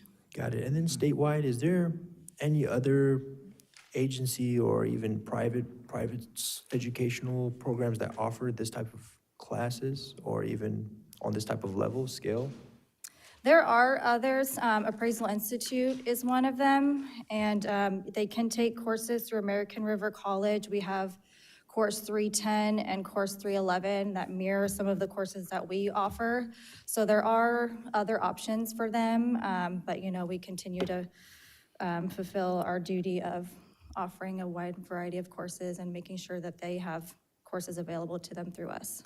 Got it. And my very last question, so we have 1,300 registrations, so that's about 315 more than this year. How many of these students go through with coming to class once they register? Do some drop out? Do some not show up? We do see fluctuations. We did something a little different this year, so we offered the full schedule for registration at once. Typically, we do it at 3 different times, but we've seen some bottlenecks with getting into classes that way. So we're hoping to stick with this higher number. We are also offering the most number of classes that we have with 40, so that's a record for us, and the virtual has made that really possible. So we have about 16 of those classes that are full so far, and about 25 that still have spaces available. So we could see some drop from the full classes and take a class later on, so they have a lot more flexibility that way. So it'll be interesting to see how that number shakes out, but I would not be surprised if it remains around that count, if not more. Very impressive. Thank you for your hard work. Right. Yeah, thank you, Ms. Keach. Appreciate it. Okay, thank you. And next would be Jack McCool. Good afternoon again. It's David Young, the Deputy Director. I'm pinch hitting for Mr. McCool. Yes. He's indisposed for today. I just wanted to add on just a little bit. Ms. Keach is being very modest. We're offering 40 classes this coming year. At one point, we were offering only into the teens of classes. Wow. So we more than doubled our offerings. And of those 1,300 that have enrolled, we've not only offered more number of classes, but we've also expanded the number of students that are able to be, that we can fit into our classes. It's part of it is there has been overall in the assessor community, they've actually hired a new bunch of folks. So there is a larger demand for classes. And part of it is just that we have now COVID forced it upon us, but we've kind of worked out to our advantage. Much of our classes now are given remotely. When we do offer in-person classes, a lot of times they don't fill up. But when if we don't get the minimum number of enrollments, we change the remotes, and they fill up almost overnight. So the demand, the the consumers have spoken. They want these classes, and we're able to offer more and handle more students per class. So she's very modest, but we've more than doubled our offerings in both in classes and in student enrollments. So it's been a big push for us, and kudos to their team for really pulling on that oar. So thank you. With that, State Assessed Properties Division, there's three main things I wanted to update you on. Can I First, ask a question? Of though? course. Just of clarification. Of course. And thank you, Ms. Keach, and your team for what you've done. But I want to get back to this 984 students. Yeah. 1,300 enrollments. Yeah. So is some of that going past the fiscal year, or Well, 980. are people canceling? I'm trying to, or maybe they're registering for classes in advance. Yes, they are. They are. Because you're providing all the classes for the year. Correct. That's absolutely correct. The 984 was last fiscal year, how many students we've trained. The 1,300 is what's signing up right now. And that is a little bit of a change. Once again, we are actively collaborating with the assessors and how they want to have training. One of the asks was that when we release classes in groupings, it's harder for them to plan their whole year's worth of training for their staff. Sure. So if we release it all at once, their training coordinators can actually schedule in when the classes are happening, who will be available, and how to best fit them in. Wonderful. So that's how we're doing it now. Okay. Okay, Good. so the Thank three, if you're ready, Yes. the three main things that are happening right now in State Assessed Properties Division is, one, staff is working really hard on completing the private railroad car roll. So their property statements were due as of April 30th. Most of them are in class. Staff is working on the appraisals of that type of property. That will also be part of the board's official adopted roll come in July. So that'll be added on. The second main task SAPD is working on right now is they've completed the allocation of the values the board adopted in May. So once you adopted the taxable tangible property of a state assessee, staff actually goes through and allocates it through the counties in which they're located. So that work has been done. They've been sent their notices as of June 15th, as prescribed by law, RTC 746. So we sent them the notice. It gives them a chance to review their assessed value and where in the state of California, which counties they're located in. It's that value, but it actually matters much to the counties. If we get allocation incorrectly, one county gets something at the cost of another county that probably should have gotten it. So that's out and under review right now.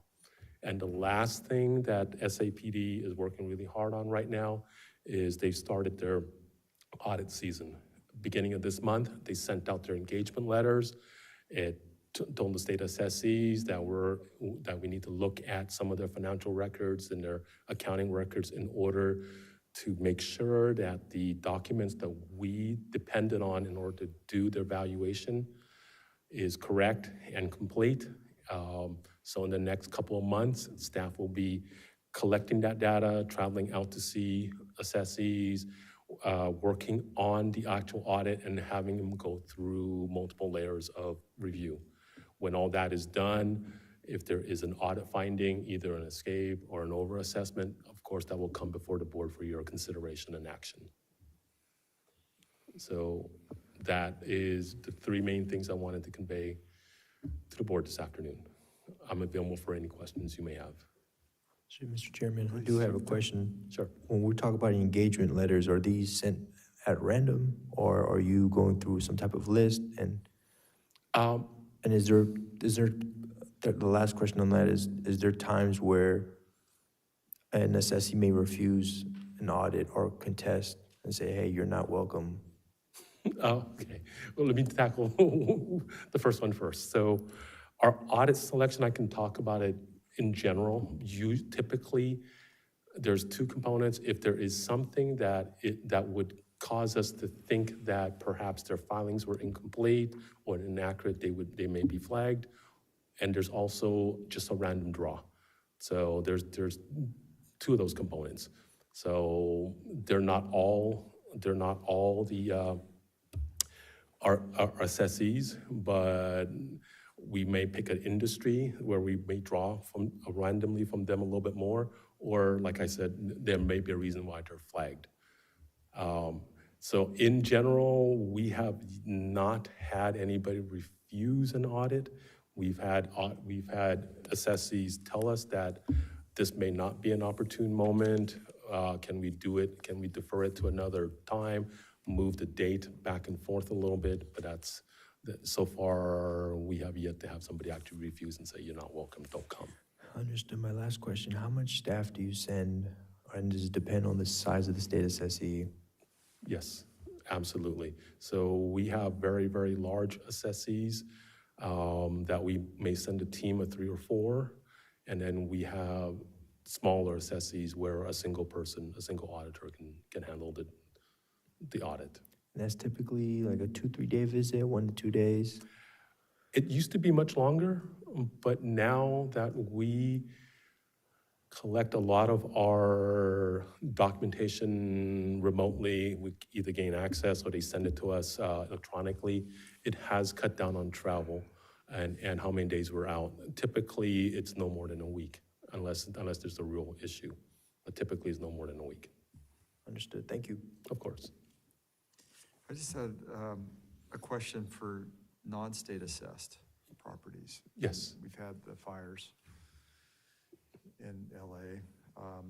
So do we have a sense of how we're lagging in revenue? I guess that would be on a per county basis. Yeah. I know it was a big hit for Palisades, but I'm wondering what's happening statewide. Are revenues up statewide? I can only speak to the property tax revenues. I think that right now may actually be just a tad bit early to tell. Okay. The assessors, the LA fires happened this year. They're just about closing their rolls right now. So unless you got an extension, the rolls will probably be closed within 2 weeks, July 1. Mm-hmm. So once that happens, we'll have a much better indication as to how the roll moved up or down. So the two biggest predictors of how a roll moves or how much it moves is actually sales activities and new construction. Mm-hmm. So that usually moves it up. But in this case, disaster relief would move it down because you're taking money off of the roll, taking value off of the roll. Yeah. Yeah. So that's something that you could report to us? Usually by the end part of July, beginning part of August, most of even the folks that have extensions will have the counties that have extensions on turning in the roll should have a good sense of where their role is, whether it's been an increase or a decrease from last year. So I will look forward to getting those numbers, and when we can, we'll share them. I think that'd be interesting to know what's happening in LA. Especially LA. Yeah. Right? But, and also statewide. Statewide. Because maybe there's some growth occurring even in LA County, right, with maybe new construction. Yeah. Does it offset it or not? It's always those 3 interplays, whether the market goes up or down. Right. How many people actually buy and sell with there's been a general slowdown in sales because of the rise in interest rates. So there's a couple of big pluses and a couple of big minuses. So when things don't turn over, the reassessment doesn't happen quite as often, and that's usually what drives a county roll up or down is how many times it gets reassessed, because Prop 13 keeps your base relatively low. So. Right. Yeah, and then we have the reductions from, of course, it should be around 2%. It should be 2% this year. Yeah. If it's not selling. Yeah. And, being resold. Yeah. Okay. Very good. Any others? Yes. One quick one. Yes. You mentioned that Ms. Keach is doing a real bang-up job with all the extra classes. Yeah. Do you see that you think it might be a problem with the budget next year? I Because think there's a cost involved, I'm sure. there's definitely a cost involved. We have our instructors, our staff, they're working at full capacity right now. So it's been through just hard work that we've actually been able to offer more number of classes.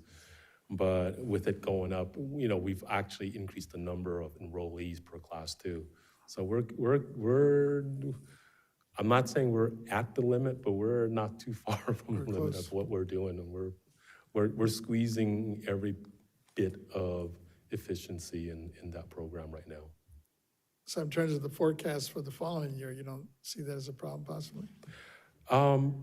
As our demand for classes kind of waxes and wanes a little, so as assessors in general hire more folks, in the beginning, they're required to take a class in order to prepare them to be certified.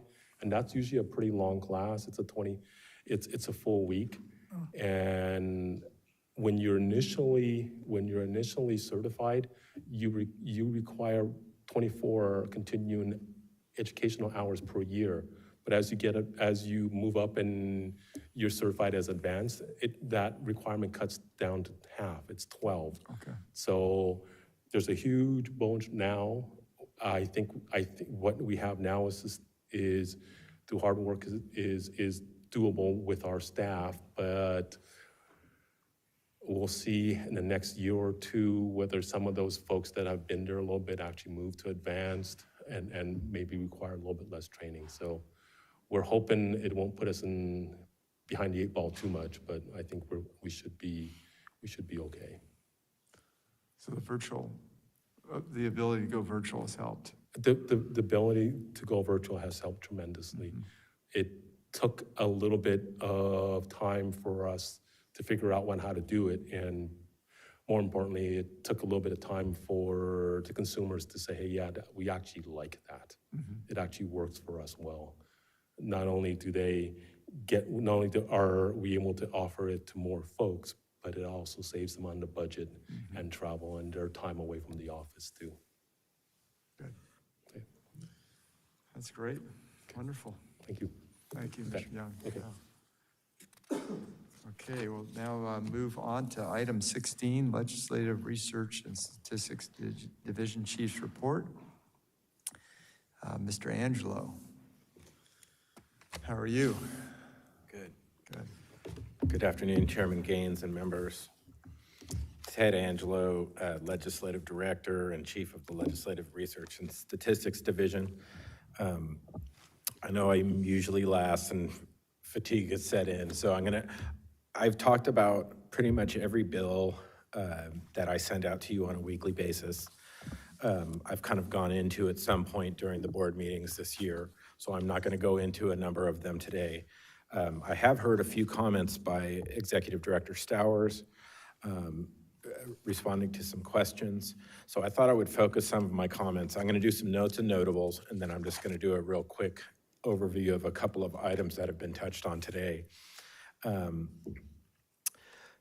again, all analyses are available to you and updated and posted on the website as soon as they're available, as well as the weekly reports.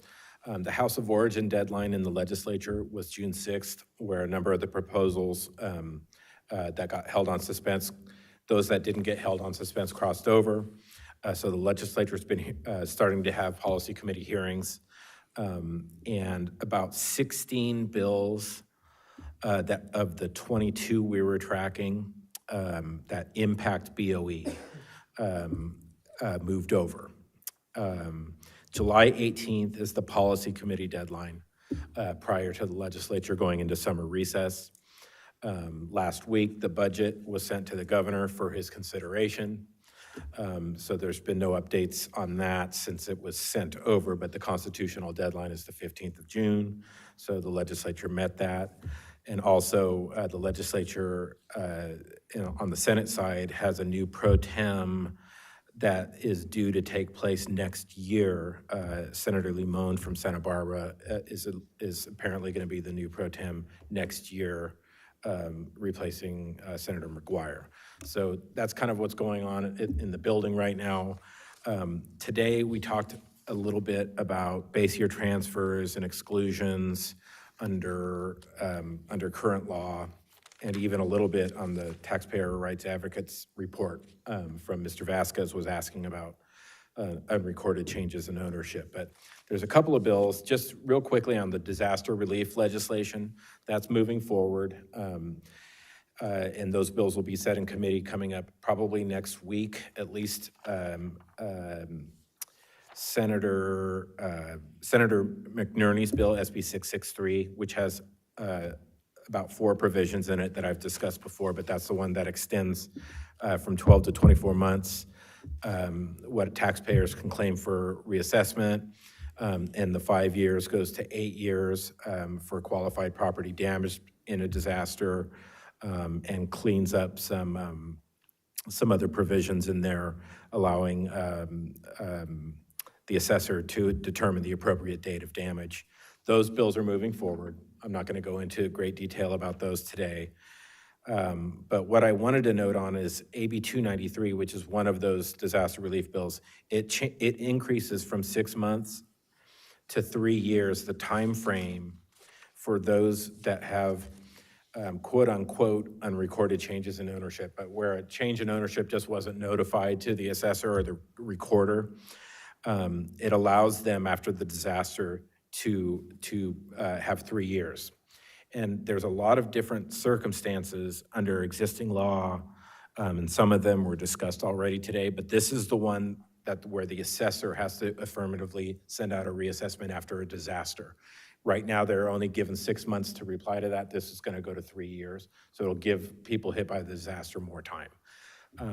But there are a number of others, and I'm looking at that in the analysis of 293, where Section 480 of the Revenue Tax Code requires a buyer, and this is what Ms. Thompson was talking about. There are other deadlines where you are to inform. I'm not going to go into those right now, but there's about 4 or 5 others in certain circumstances under Prop 19, under Prop 58, because we have timeframes where these things took place at different times.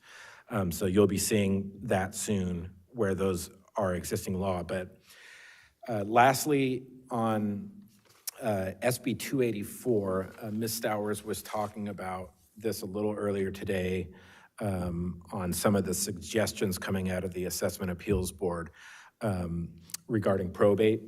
SB 284 is sponsored by the Assessors Association, and Senator Sayardo is carrying that bill. And it was one of those ones that was amended a little bit later in the session, so we didn't talk about it much earlier on. But this is for base year transfers and exclusions from reassessment. It does 2 primary things. It allows a new change in ownership exclusion in Revenue Tax Code 63.2.1 for transfers between eligible transferees, which is parent, child, and grandchild, during the 1 year under Prop 19 to help consolidate ownership when there's like multiple heirs. So if it was left to an estate and there are multiple heirs and somebody doesn't take ownership during that 1 year under Prop 19, it allows them to consolidate it without reassessment for the percentage that would go to multiple heirs being left that property. And it also starts a 1 year deadline upon settlement by judicial decree in probate. So when something happens and a property is in probate and nobody can move in within that 1 year, it starts the clock once the judge settles it in probate for them to establish ownership in that 1 year period that Prop 19 contemplates. So those 2 things they're either clarifying where the law is silent or they're establishing a new standard to make it clear that you have these opportunities in that bill. And with that, I'm going to stop and take any questions you might have on those or any other bills. Yes, Member Vasquez. Thank you, Mr. Angelo, on that report. Let me start with the one you just mentioned. You mentioned that if there was a probate situation where the heirs haven't acted on it, and it could be a year or two down the road, they still have that window to make those adjustments. Correct. All right. Without being penalized? Without being penalized under that proposal. Oh, I know that. Yeah. So you are supposed to be able to designate somebody within 12 months to Right. take ownership of that property in order for the transfer to occur without reassessment. And that is impossible. It is. When it's left to multiple people or the estate's in probate. So right now, they're trying to resolve that problem. It wasn't contemplated under the implementation prior, either by legislation or in Prop 19 itself. No, I mean, it's good, because I know some people that are going through this process, and it's been like 2 years, and they're still waiting for a final judgment from the judge on this, which is, they've already exhausted that 12-month period. Right. Going back, I know you mentioned several of these bills, and I understand that the Assemblymember Wicks had been leading the charge on a number of housing bills that aimed at the fast tracking, permitting, and streamlining for development. When multiple bills are described as or considered to be part of a package, are they considered all together, or does that get kind of broken up at some point? They described those as a package of, I think it was 22 bills back in March that Right. I think either the Senate or a joint press release was sent out. And they deal with those areas of CEQA, administrative, pre-building and post-building requirements in order to try to streamline those. And I'm almost certain none of them impact directly BOE, but they are a speed to market type of package of bills, and they just introduce them as they're not tied to one another. In technical terms, they use language like that. That's called double joining language, where one bill will not become law unless another one is also signed. When they do a package like that, they're just saying, hey, we have 22 bills that are going to make this process better, and maybe only 10 of them make it. So they're not tied to one another, if that's your question. That was part of it, and then I think you kind of hit the other one. So you're saying at the end of the day, those, especially the Wicks bills, he's got several of them. You mentioned that not any, in that package, they don't have no implication or involvement, or I guess impact on the BOE. They're of interest. Interest, but not. They're of interest in expediting housing availability. Right. But they don't deal with property tax administration that we would oversee in terms of my responsibility for the agency itself and what we must look into. But they are of interest, and we are looking at them. But there are so many of them, and they are outside of our general scope, and a lot of them are at local level capabilities, what they can and can do pre and post building, that don't go into anything that we would be dealing with directly. And you mentioned there were several bills that were moved into the suspense file. At the end of the day, what happens to those? Do those roll into 2-year bills, or do they die? That's a good question, because sometimes, usually when it's held in committee, when a bill is held in the Appropriations Committee, it's called held under suspense, or I forget the exact terms each house uses, but usually it's dead. But this year, there were some conversations by the Senate chair saying that some of those were going to be deemed 2-year bills. And I may have talked about this last month, but there's a process in Policy Committee where if a bill doesn't get out, they grant it reconsideration. So the bill failed passage either with not enough votes or it was voted down. And reconsideration granted means it's still alive if they want to amend the bill and it can get a rule waiver for deadlines. I believe that's what the Senate and the Assembly fiscal committees were doing. So I can't give you a definitive answer today. I do know at a minimum they're 2-year bills. And if they are dead, they could be reintroduced next year, even though there's a lower bill introduction limit over the past couple of years that they've been working on. So.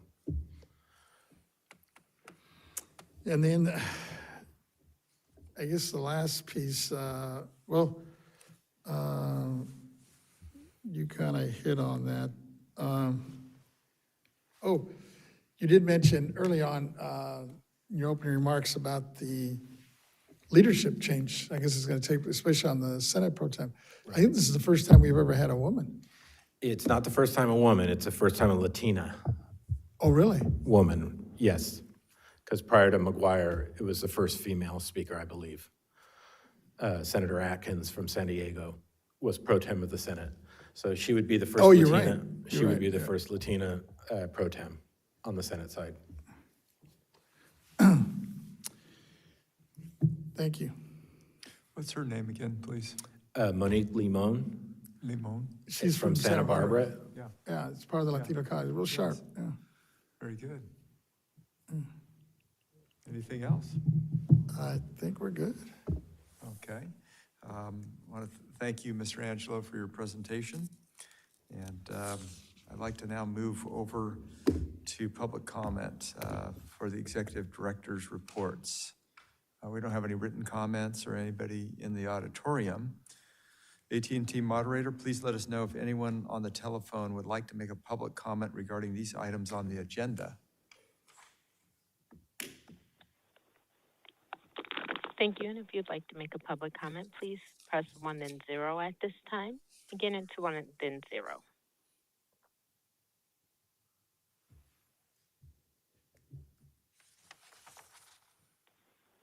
And at this time, there's no one in queue. Okay, thank you, moderator. All right, last item for today is the closing remarks and adjournment. Members, would you like to make any remarks as we prepare? Yes, Member Vasquez. Thank you. And I know Deputy Controller brought it up earlier about those individuals in Minnesota. So I'm assuming he'll bring them back up because we should adjourn in those members. Yes, I didn't know all absolutely. the names. You had all the names, which I thought was great. So if you could include it in your remarks, that'd be great. Because I don't want to, I was going to just say all those folks that were victim by this. I just didn't have the names. And I'll just start. I wanted to also adjourn in memory of two musical icons that happened to pass away in my district. First, Sly Stone from Sly and the Family Stones, who was a pivotal figure in the psychedelic soul and funk music as the former Sly and the Family Stones, performing lead vocals and playing keyboards and other instruments. Stone died on June 9th in Los Angeles after a long battle with lung disease at the age of 82.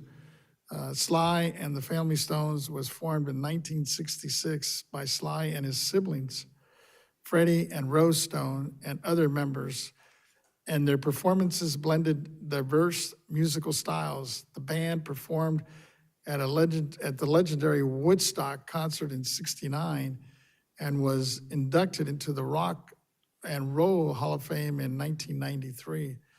He is survived by his siblings Freddie and Rose Stone and his 3 children. I also wanted to mention another one that passed away in the South Bay in my district, and that was Brian Wilson, renowned musician, songwriter, and record producer, best known for the co-founder and the mastermind of the Beach Boys. He died on June 11th, also 82 years old.